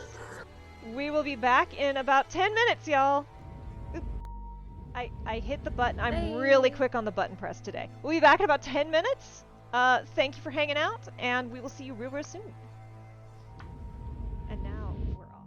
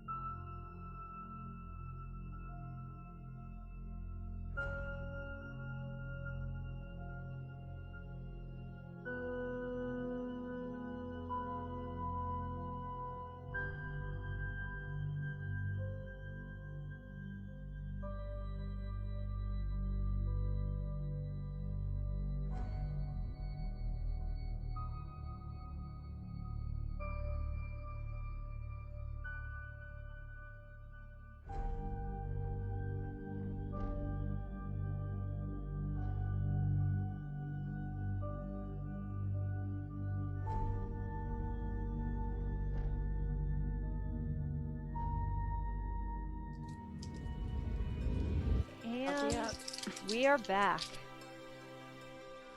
Nabi. Knowledge beyond what you ever imagined is available to you. Books, scrolls, and people themselves are filled with stories and theories. You wander, you read, you research, you learn, until you feel a pull. Time pulls and you find yourself much younger, but no less hungry for knowledge, stepping into a small room. A book, a scroll, and a letter rest on the table. And you hear the monk who led you here say, "Touch nothing. Sit. Meditate. Prepare yourself for the trial." You know now that this was a test of faith, of restraint. Could you harness your own hunger for knowledge and put your faith in the dreaming god to be his champion, their chosen. You watch as your younger self looks at the items on the table, burning with curiosity, hungering for knowledge. And you know the long and lonely path which stretches before her. This was it. You're startled to hear a familiar voice speak to you, though it too feels distant and slow. A misty, incorporeal form of Basal appears to you, hazy and not really there. She looks at your younger self, her now mismatched eyes filled with sadness. This was the great disqualification. The reason I was chosen champion instead of you. I always thought it had to be something grander, more offensive. She smiles at you, but even in the misty form, her eyes are sad. You have everything you wanted now. All of our knowledge is yours to explore for as long as the god dreams. Knowledge even from the realms of the waking, if you can find the right dreamers. She lowers her eyes. I did not know until just now that it did not have to be one of us. Ayueth brought me here, and I realized it could have been both of us.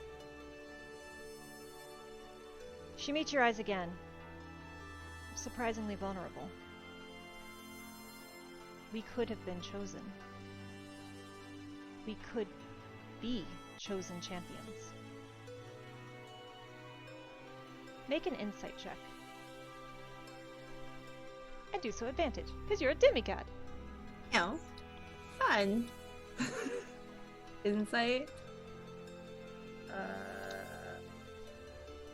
Oh.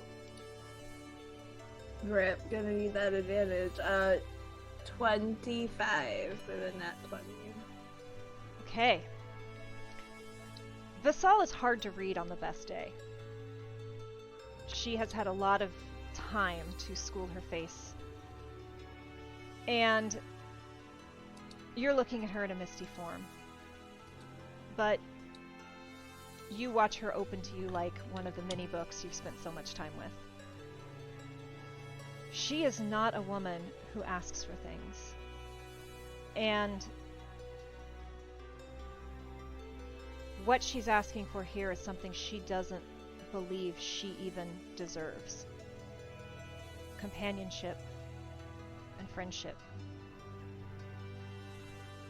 But it seems like she's hoping, unspoken and afraid, that you might give up your godhood, change this moment in time, and join her as a champion. But the choice is yours.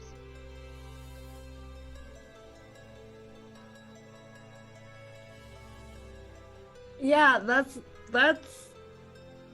not really. I mean,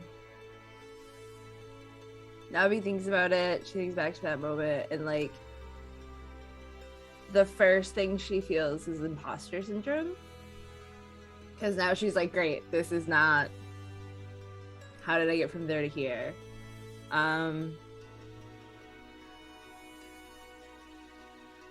She looks at Vasal and she's like, you know, I get it. I do. And maybe a different version of me would have taken that choice. For sure. But after going through what I went through with Tazek and seeing how this kind of intelligence can make mortal people go crazy, I definitely would rather hold on to the ability to hold on to this knowledge. But like, yeah, I appreciate the offer and all of that. I just don't. Yeah, I don't want to risk me ending up like him. And I've already had one lifetime where I made it, and it was good. So I don't know if I want to roll that dice. I understand. I suppose I'm only missing Ozum. Well, and she motions again, and if another hazy, misty doorway appears, and she says, "This was where they thought you might be able to change your life if you wanted to, but there are other doorways open to you. Is there another decision you would like to change, or do you wish to remain?" I like this what's going on here. This is good. So I'm gonna just keep doing this thing. She nods and gives you an almost bow. She says, "We both thank you for all you've done for us." You feel yourself pulled back to the dreaming worlds. And the expanse of it opens to you. What does Nabi do as she lives as a demigod? Nabi the demigod is going to do whatever the hell she wants, whatever the hell she wants. She's taking full advantage of not being told what to do. So it's really her whims come at a moment's notice, and they leave just as quickly. So I assume she's something of a chaotic... Yeah. Her friends see her a lot, whether they know it or not, or care to, but... You do, on a rare occasion, though not entirely infrequently, have some tense conversations with Vassal when she is occasionally sent to rein in some of your sharper impulses. But Yes. she also does visit you when she can, because she does genuinely like and admire you. And you are also able to not only commission mountains of boy love, but she actually aids you, and whenever possible gives you the heads up whenever Dritz and his companions enter the dreaming worlds, so that you can meet your hero and even go on a few whimsical adventures at their side. Yeah, we hang out. Does Nabi try and establish any kind of worship as she goes? Does she... No. She sees what Rook's got going on, and she thinks that's great. And she respects, the Willie Ozum thing. But she doesn't want mortals anywhere near her, or even knowing who she is as a person. So she's good. So even against her best efforts, there does rise the tales of a dark butterfly god who flits in and out, and sometimes heals, and sometimes hurts, and whose wings flaps can change the course of lives and never be seen again.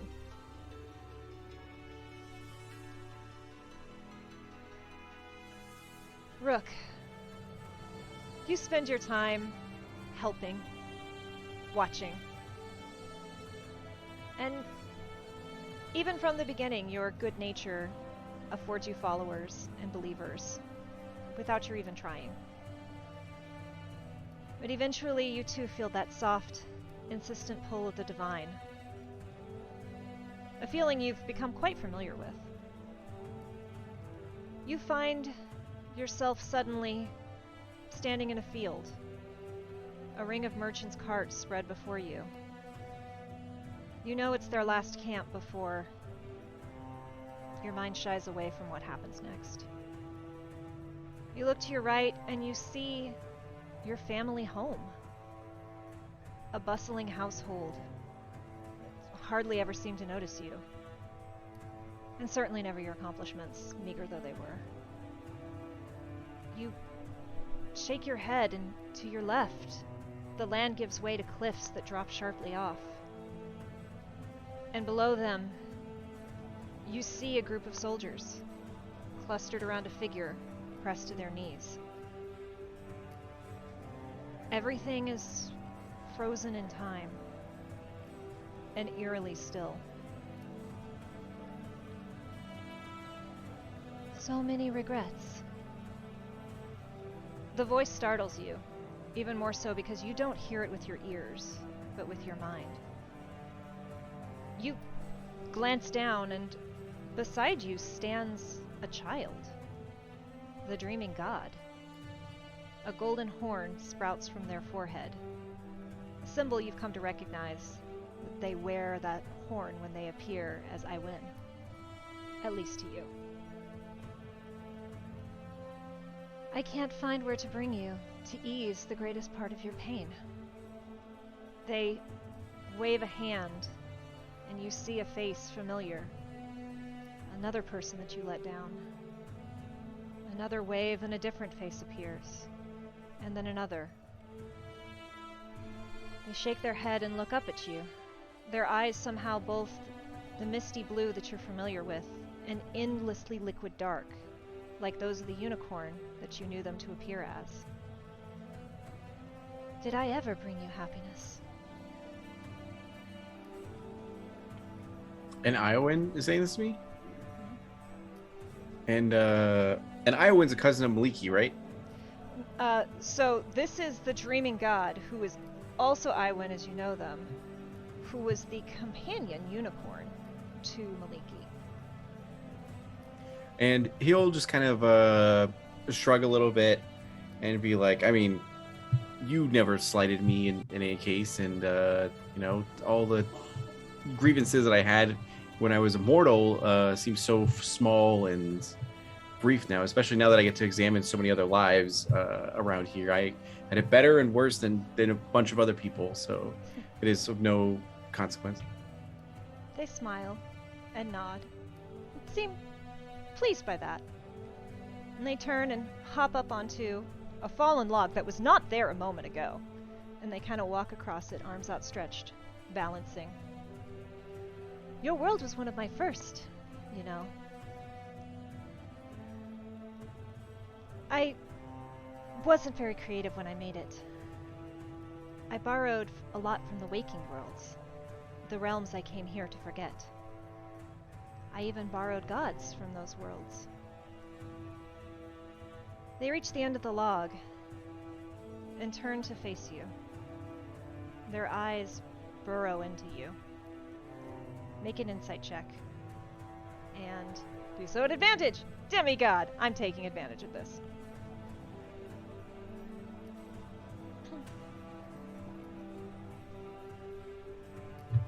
First one was a 15, so let me see what the second one is.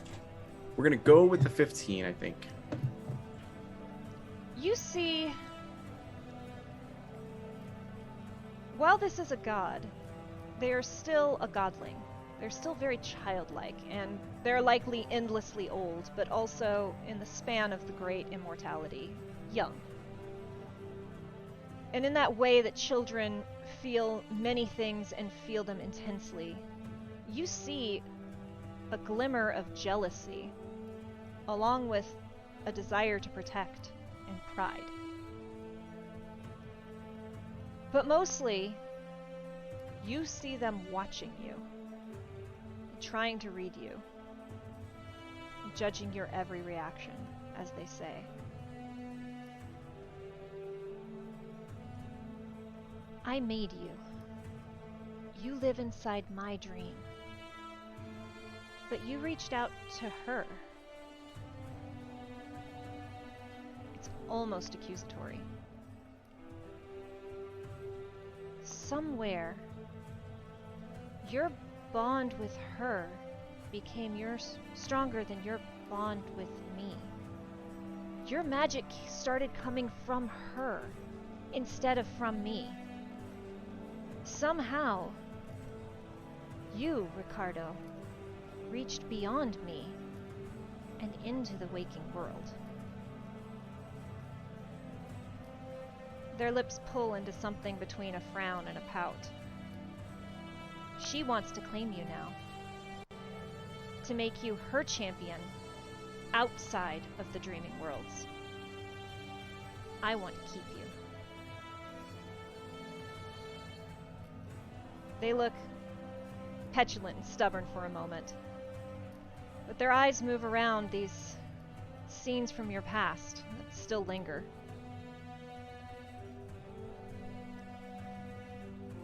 But I didn't do a good job with you.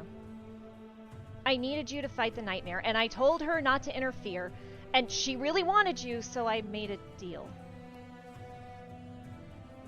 But the choice is yours. Will you stay here? Or will you become her champion? And really quick, what was that deal? Really, just to clarify. When she tried to take you, and I needed you to fight the nightmare. So I told her you're mine. I told her I needed you, but I would let you decide where you wanted to go when I no longer needed you as a champion.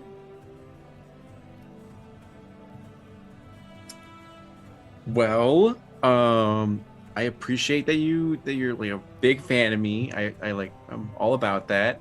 I feel like the dreaming realm needs definitely some help to prevent what happens prior from ever happening again.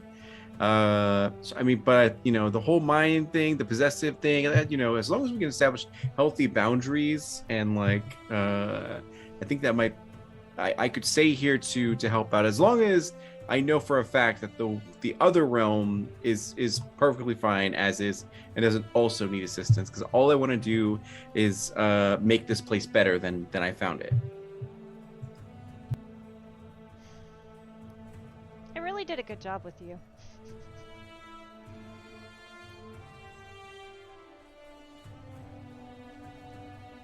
You can see that they really want to lie here. But they're like a child who knows they're going to get caught. If not by you, by someone else. Both places need help. I thought this place was great, but it's not. And she needs a champion. I have Vasal.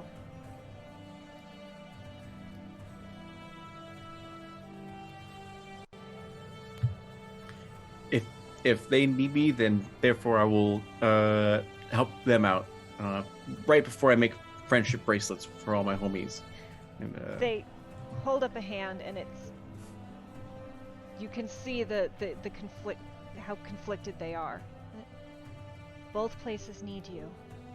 Both can find champions. You will remain a demigod here. You will be a servant, but a servant of the greatest. A servant who reached across worlds. A servant of one who reached across worlds to take you. It is your choice. Whoever needs me the most, that's where I'll be. So it sounds like Maliki needs me at this moment. Is there any way I can come back, or is this a one-way trip? You get another little flash of that petulance on their face, where they say, "There will always be a place here for you when you dream. We owe this to you."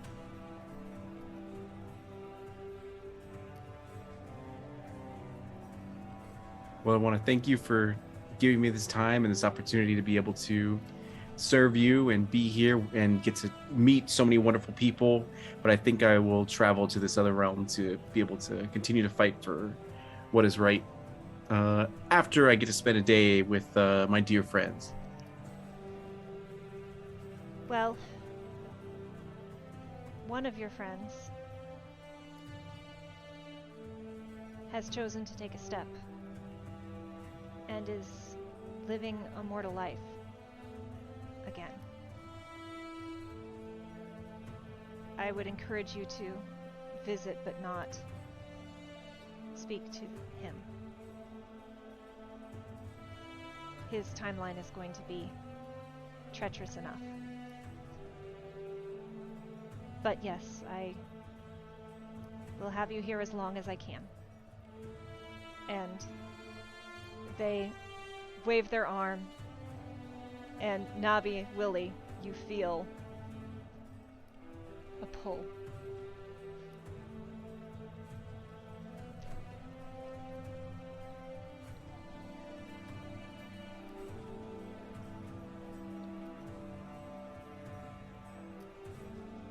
Do you come?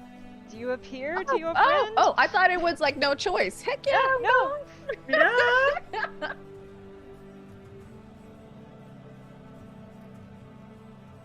What do you say, Rip? I'm literally crying right now. So. Ah. Let's assume yes. Let's assume yeah. All right. Willie lands in newly donned demigod regalia. Yeah, what is it? Hey. So apparently, there's a whole other realm with battles and conflicts that is championless, and they need me to serve over there. So unfortunately, I'm going to be having to depart from this place to go there, and it's going to be a one-way trip. Wait a minute. Hold on. You're saying they. What do you want? I think I wouldn't be able to live with myself, especially for eternity, knowing that I could have helped out countless thousands or billions, just to satisfy my own sort of like whim and everything. So I think that I'm gonna have to side with what's right, what my master would want me to do and what I've been taught, and use this power for good. Although the carnivals will still happen, and for celebrating each one of you guys. First of all, yay for Carnival still going. And secondly, I mean, I don't want to have you waver at the precipice if you've already made this decision, but we saved the dreaming world. We did our heroic duty, and we were pretty rewarded for it. And she like looks at both of them like, I mean, the glowing, the wings, I mean, come on. I mean, don't you think you've done enough? I don't know. Is if there's even enough? Like, I can't just spend the rest of eternity doing nothing. I got whatever you want, doing whatever you want. That's true, and I think whatever I want is to help as many people as possible. But even though this is a one-way trip, I still feel like one day we'll be able to see each other and be able to spend time with one another. And I definitely have to see Ozem before his lifespan ends, because now it's completely short, and mortal lives go by so fast now that we're demigods. And you're gonna do that. The two of you. I think that's what's for best, honestly. Oh well, hey, what like?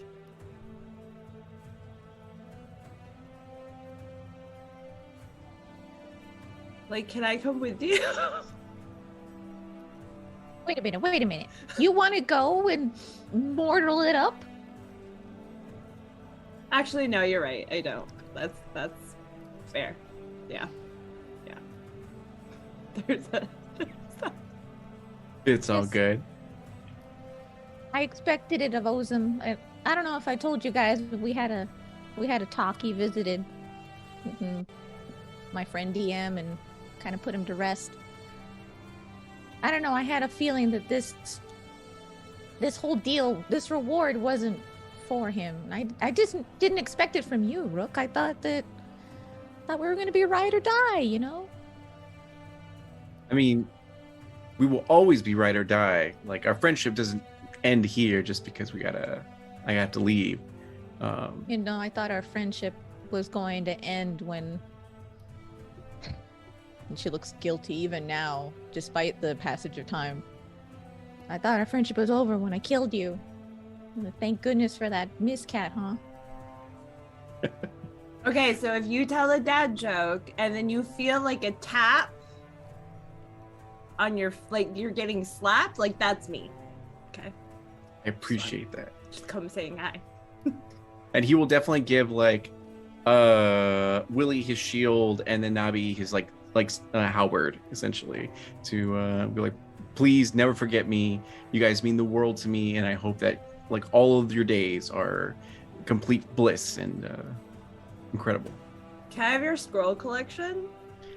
Nabi. I'll take the halberd back, and then yeah, you can have my scroll Okay. collection. Thank you. One item per. I guess I'll give this to Ozum.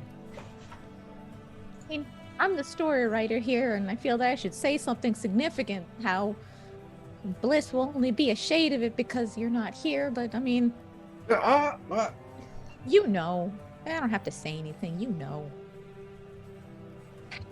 And she like, get over here, crouch down, you're too tall, even now. Demigod She gives him a group hug. And Nabby, get in here. Doesn't matter how uncomfortable you feel. This is for Rook. She just holds out an arm. Are you all Fine. visiting Ozum Fine. together before Rook leaves, or no? I am definitely visiting Ozum. I assume they are, but I'm not sure. Yeah. They're not going on a trip to visit Ozum without me. Thank you. If the fellowship is breaking, we should give it one last send-off. Yeah, since he left first. I mean, that's kind of on brand. But at least Rook is saying goodbye. All right. And you all make your way. Where do they find you, Ozum?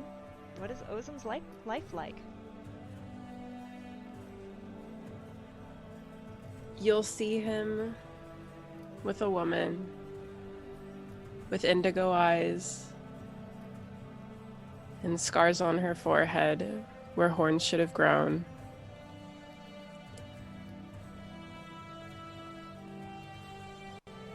And you'll see her wearing 2 rings.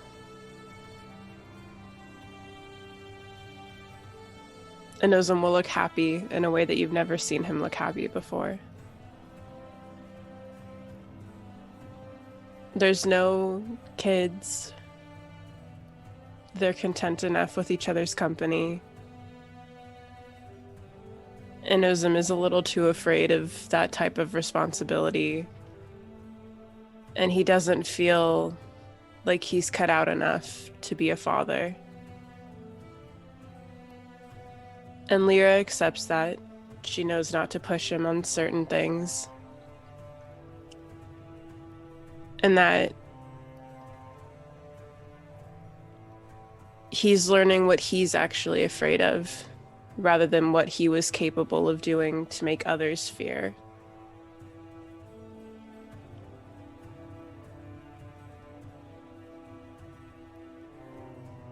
He looks tired. There's still a weight that he carries with him every day, with what he's done. But you'll see that he talks a lot more. And she listens, and she gives him advice. And he'll begrudgingly take it. But he's internally grateful for everything that she says, and for the fact that she's still there. And every day that he wakes up and he sees her, he thinks, why me? How and why me? With everything that I've done, how do I still deserve this?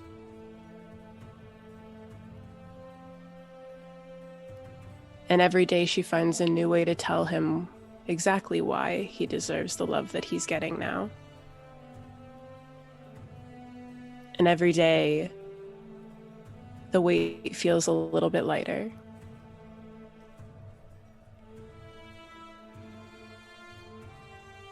And Ozum, you are walking one day, and you see 3 faces that They're familiar, but you can't quite place them.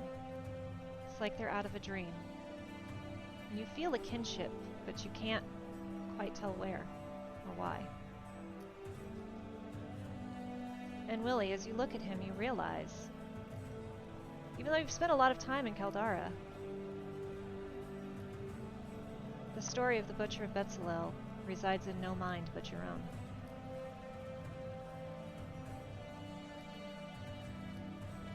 All right, so I visit Ozem a lot, and Ozem like totally doesn't remember us. Like slightly he does, but like not that much. So usually what I gotta do is wait till a dark stormy night and just be weary travelers on a road. And he usually lets us in and then chill out and get to hang out for a night and eat dinner and all that kind of stuff. So that's probably what we're gonna have to do here. So He moves around a lot, just so you know. He can't stay in one place because he's on the run. it's like a bitch to find Ozem because he moves around a lot. So like, But you're we're gonna have to demigods, it's fine. yeah. You find him, yeah.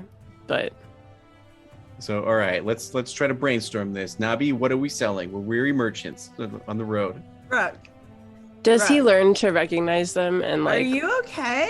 Like, this has been your life?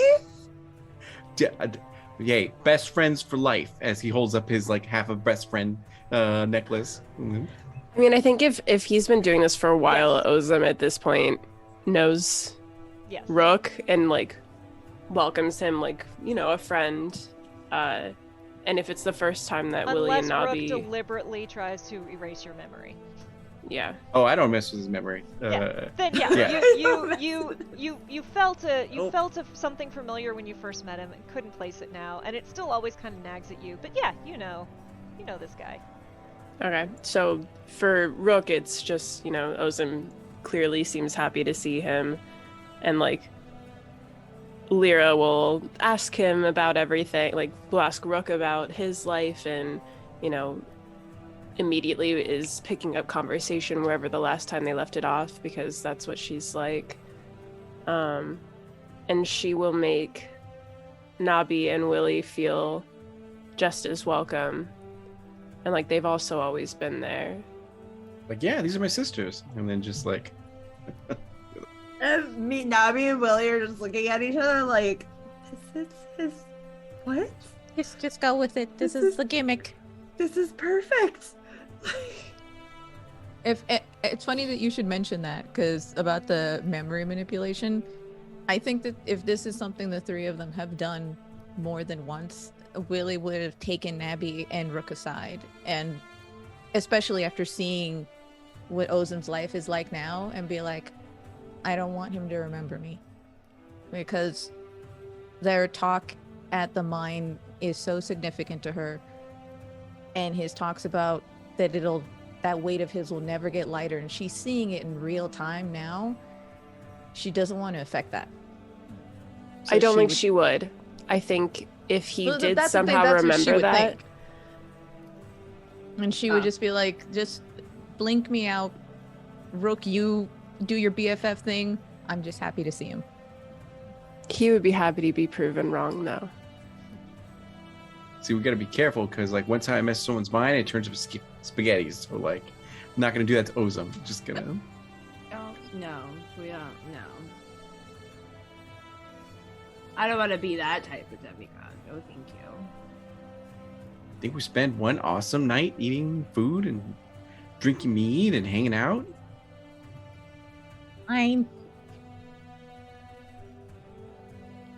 Nabi's gonna resist the urge to hit him just for fun every time she sees him.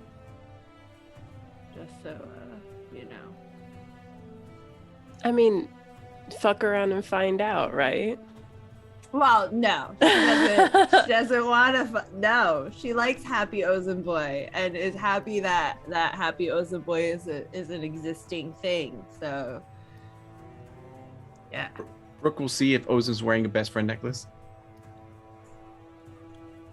He will have fashioned something into one of, because he has so many piercings, he'll have it somewhere on one of his ears. Yes. It does but- have this very special, and you don't know why, but it's like a good luck charm or something. It's one of those sunflower ones where you put it together and it's like a little like. It's not enough for him to embed it in his chest, but it's on his ear. Borderline, borderline. There's now, but now, there's no, you don't see any type of indentation on his chest or anything like that because she's wearing the rings. And like he is happy, but there is definitely still an underlying sadness to him, and like you'll catch him kind of staring off from time to time, and Lyra will have to bring him back either just by, putting her hand on him somewhere, saying his name softly, and sometimes he comes back faster than others, but he still thinks back on what he's done.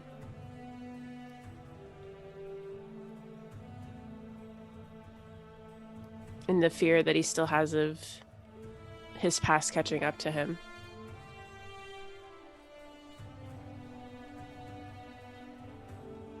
So I take it they're all seated at a table and Lyra's just serving food and they're basically enjoying each other's company? Just to confirm. If that's the case, Willie wants to just look at Rook and see what he is choosing.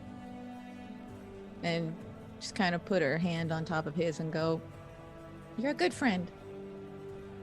Not very many people would give up what you're giving up for this." Thanks. And you're a good friend too. And then No, I'm not giving this up. But it's true. Like think about and then he like kind of catches himself as he doesn't want to go into full detail about our past merchant activities, and looks to Navi as well. Yes, that time we were merchants. Right. If it helps, the two of them are busy like getting stuff ready to like eat and drink, so they wouldn't pay much attention if you're having a conversation amongst yourselves. Willie doesn't even try. Still She a good goes, "I'm stuff. so glad that it was us. I didn't think that it would end this way, but I'm glad that whether it's serendipity or of us all just really going through the resumes, it was us." Yeah, it's true. We actually became friends. I remember the first day when we all looked at each other, didn't know if we were friends or foes, and now we're here with sort of infinite power. And Well, enjoy it while it lasts, buddy. I know, right? We're Cheers. giving this up, like for real, like. Gotta do what I gotta do. As he does like reach to his coat pocket and pull out a like envelope with various coins and like to give over to Ozem as he like departs, essentially. That just has a letter that says like, I just want to say, like, I know it kind of doesn't make sense right now, but I really appreciate you and everything you've done for me. Out of all the people in my life, you are one of the best friends I've ever had, and like I will never ever forget you. And I hope you have a wonderful life. You absolutely deserve it. And enclosed are a bunch of coins and gold, and as well as a few stocks in a local company and Boy Love Incorporated. So Oh my god. Does he read this while you're there, or is it no, Rook he tell him like to he read tucks it away. later? Yeah, Okay. and only in that point he'll mess with everyone's perception to like leave it there, and then when they're out of there, it'll appear like. Oh, so we don't know about it because Willie would have groaned. Like, you gave him shares in a company. Yeah. So you all spend one beautiful night together, sharing each other's company and what memories you can. And Rook, you ready yourself and reach out to your goddess. And you feel yourself pulled beyond any reality you have ever known. And you become a champion of Maliki. And while you are not a demigod in the Forgotten Realms, you are, as the champion of a god, pretty functionally immortal and long-lived. But you also become god-touched. You allow yourself to be transformed into an Asimar. Yeah, I think so. Yeah. So you remain an orc, but you also gain these amazing features. What does Rook's wings look like? I think that would be very nature-esque, like made out of leaves and like and branches and all that kind of stuff, and flowers as well. Yeah. Do you have like a true flower crown? Is that I your think so. halo? Yeah. Absolutely. Yep. And So, like on his armors, like maybe I had Willie like commission her to chisel in like her homies' faces or whatever. and you are truly the chosen and the favored of Maliki, who relies on you for a very long time, and you help not only the mortals in the Forgotten Realms, but nature and animals as well. And you also get to spend some time with one of your favorite heroes, because Dritz is also a follower of Maliki, and you are able to have a direct hand in their adventures and keeping them safe at times, even if they don't know it. Oh, I go hang out with both of them. And You're like, while wait, I you- could have done that. He was like, yeah. While you Oh, that's do- right. You can't travel there. Oh, yeah. Well, you can see Dritz when Dritz dreams and enters the dreaming worlds. Yeah. Rook gets to interact with Dritz in the waking world. Okay. I'm That's just gonna the- show up in the distance and be like, yeah, it's my boys. And Iwith, despite being rather pouty about this, does keep their promise. And you do occasionally return to the dreaming worlds when you sleep. Though you do not dream as often as you might like between how busy Maliki keeps you and the pouting of a certain godling. But you right many wrongs. You protect the weak. You help heal nature. You find heroes, and you feel from somewhere, as if beyond a dream, your mentor somehow sees your actions and smiles. Years pass, and you all continue your mostly separate lives, though Nabi and Willie, you two do spend, I assume, a good bit of time together. You wind your way through the world, having grand adventures, or fighting for survival, causing a bit of chaos, and doing whatever you want, or inspiring bards and collecting stories. For some of you, it's a few decades. For some of you, it's closer to centuries, as time moves very strangely between the dreaming worlds and the Forgotten Realms. But one night, you all find yourself standing on a gray, misty plain with 3 companions. Some of you, who have embraced mortality or quasi-mortality, have only hazy, dreamlike memories of these people. For 2 of you, your mind's still sharp and God-touched. It feels like only days have passed. But foggy though some of your memories may be, you recognize your companions, your party, your friends, with almost perfect clarity in this moment. You talk, you laugh, you share stories, compare scars, tattoos, wings, and the various wonders which you all have witnessed. And slowly, the mist closes around you and your little band, dispersing you all back to your separate lives, as companionable laughter and warmth and friendship rings warm and welcoming through the dreaming worlds. And above you, just before you all wake, a different kind of mist swirls, pink and cunning. A feline face, now more panther than housecat, fills the sky, stretching across the almost endless horizon, leaving your nearly woken minds ringing with a different, more sinister kind of laughter than you're used to. You all wake in your separate adventures, filled with the knowledge that somewhere, unnoticed, forgotten, and glad of it, a new nightmare is building its power, waiting, watching, and preparing. And that concludes our journey through the Godplane. Thank you so much to all of you who have joined us on this adventure. This is a story that I have personally been trying to tell for close to a decade. Aw. And so I'm so happy I got to share it with these four amazing people here. I told you it was going to happen. We do have a tip link if you would like to thank these amazing people for their performance and their tears. I have loved going on this with these characters, with these people. I have loved seeing the support in the chat. Let's do a quick round of shoutouts. Tell us who you are and where we can find you, and hopefully we can play again together soon. Sophie. Hello, everybody.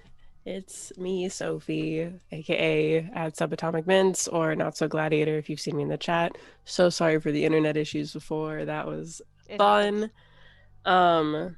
I played for, Kay wants Ozum wherever she can because we're all growing attached to him at this point. I got to play this wonderful slab of sentient beef stew, Ozum sticks.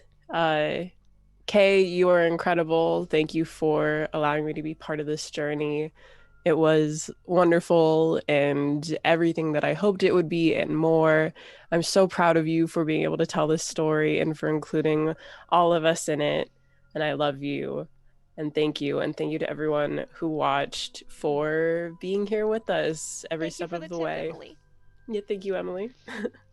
Okay, y'all. I'm already crying, so you don't need to try any harder. D'Angelo.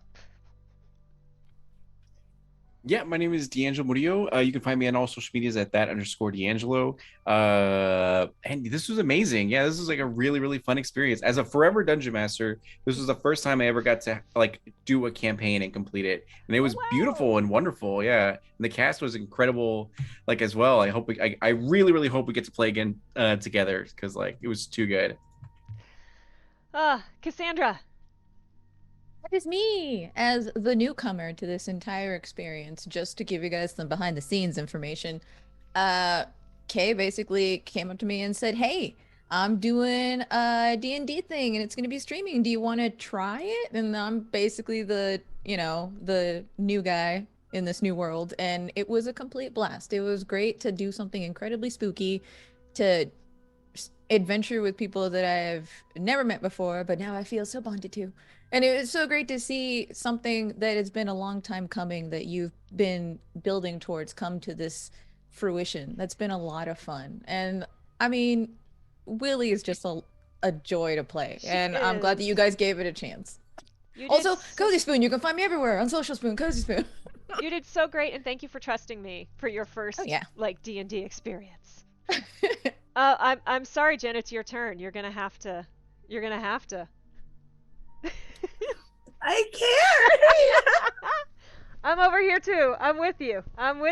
This eye is going. Wait, hold on.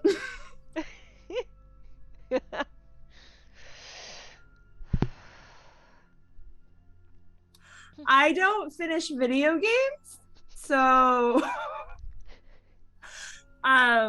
because my ADHD does not allow me to end stories ever. So this is really hard for me. I'm Jen. I played Nabi. Thank you so much for being here, Kate. Thanks so much. Every time you invite me to play for you, I get very excited because I love all the stories you create. There's gonna be like a K effect across the world. But you can find me at Jen Gigi or I envy your endless stories. No, it's not a good thing. It's not good. But yeah, you can find me on the internet spaces, and I'm gonna go be emotional over here now. Bye. And I'm Kay Purcell. I've been your DM Dampy for this adventure. You can find me on Twitter at KDamphier. Extra special thank you to David, my co-DM, who is mostly silent, though you saw his face a couple times on the stream because of internet problems, who helped me in more ways than I can verb. Thank you again to my players. This was such a treat. You were all amazing. I couldn't have asked for a better cast, better chemistry. Thank you to our mods, Dane, David, Kato, Emily. We couldn't do it without you. Thank you to all of our tippers, all of our fans, everyone who joined in.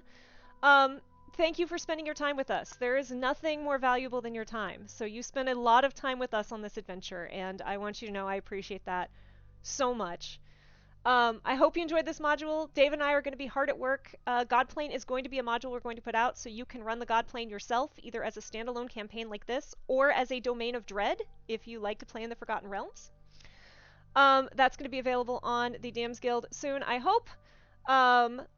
D'Angelo and I will both be at PAX Unplugged this weekend, so if you really need some assurance, we're there. We'd love to see you. Come say hello. If you're attending, please say hi. I will also be running a Christmas-themed heist one-shot December 13th on my Twitch channel, which is Damphy. That's Damphier without the R. Come by. We're going to be raising money for Extra Life. It is going to be a Christmas heist, though it's not going to be the heist that has scarred a couple people in this one. Thank you all again for joining us. Viewers, watchers, chatters, you are all amazing. My players were so great. I am overwhelmed by what a cool story we got to tell together.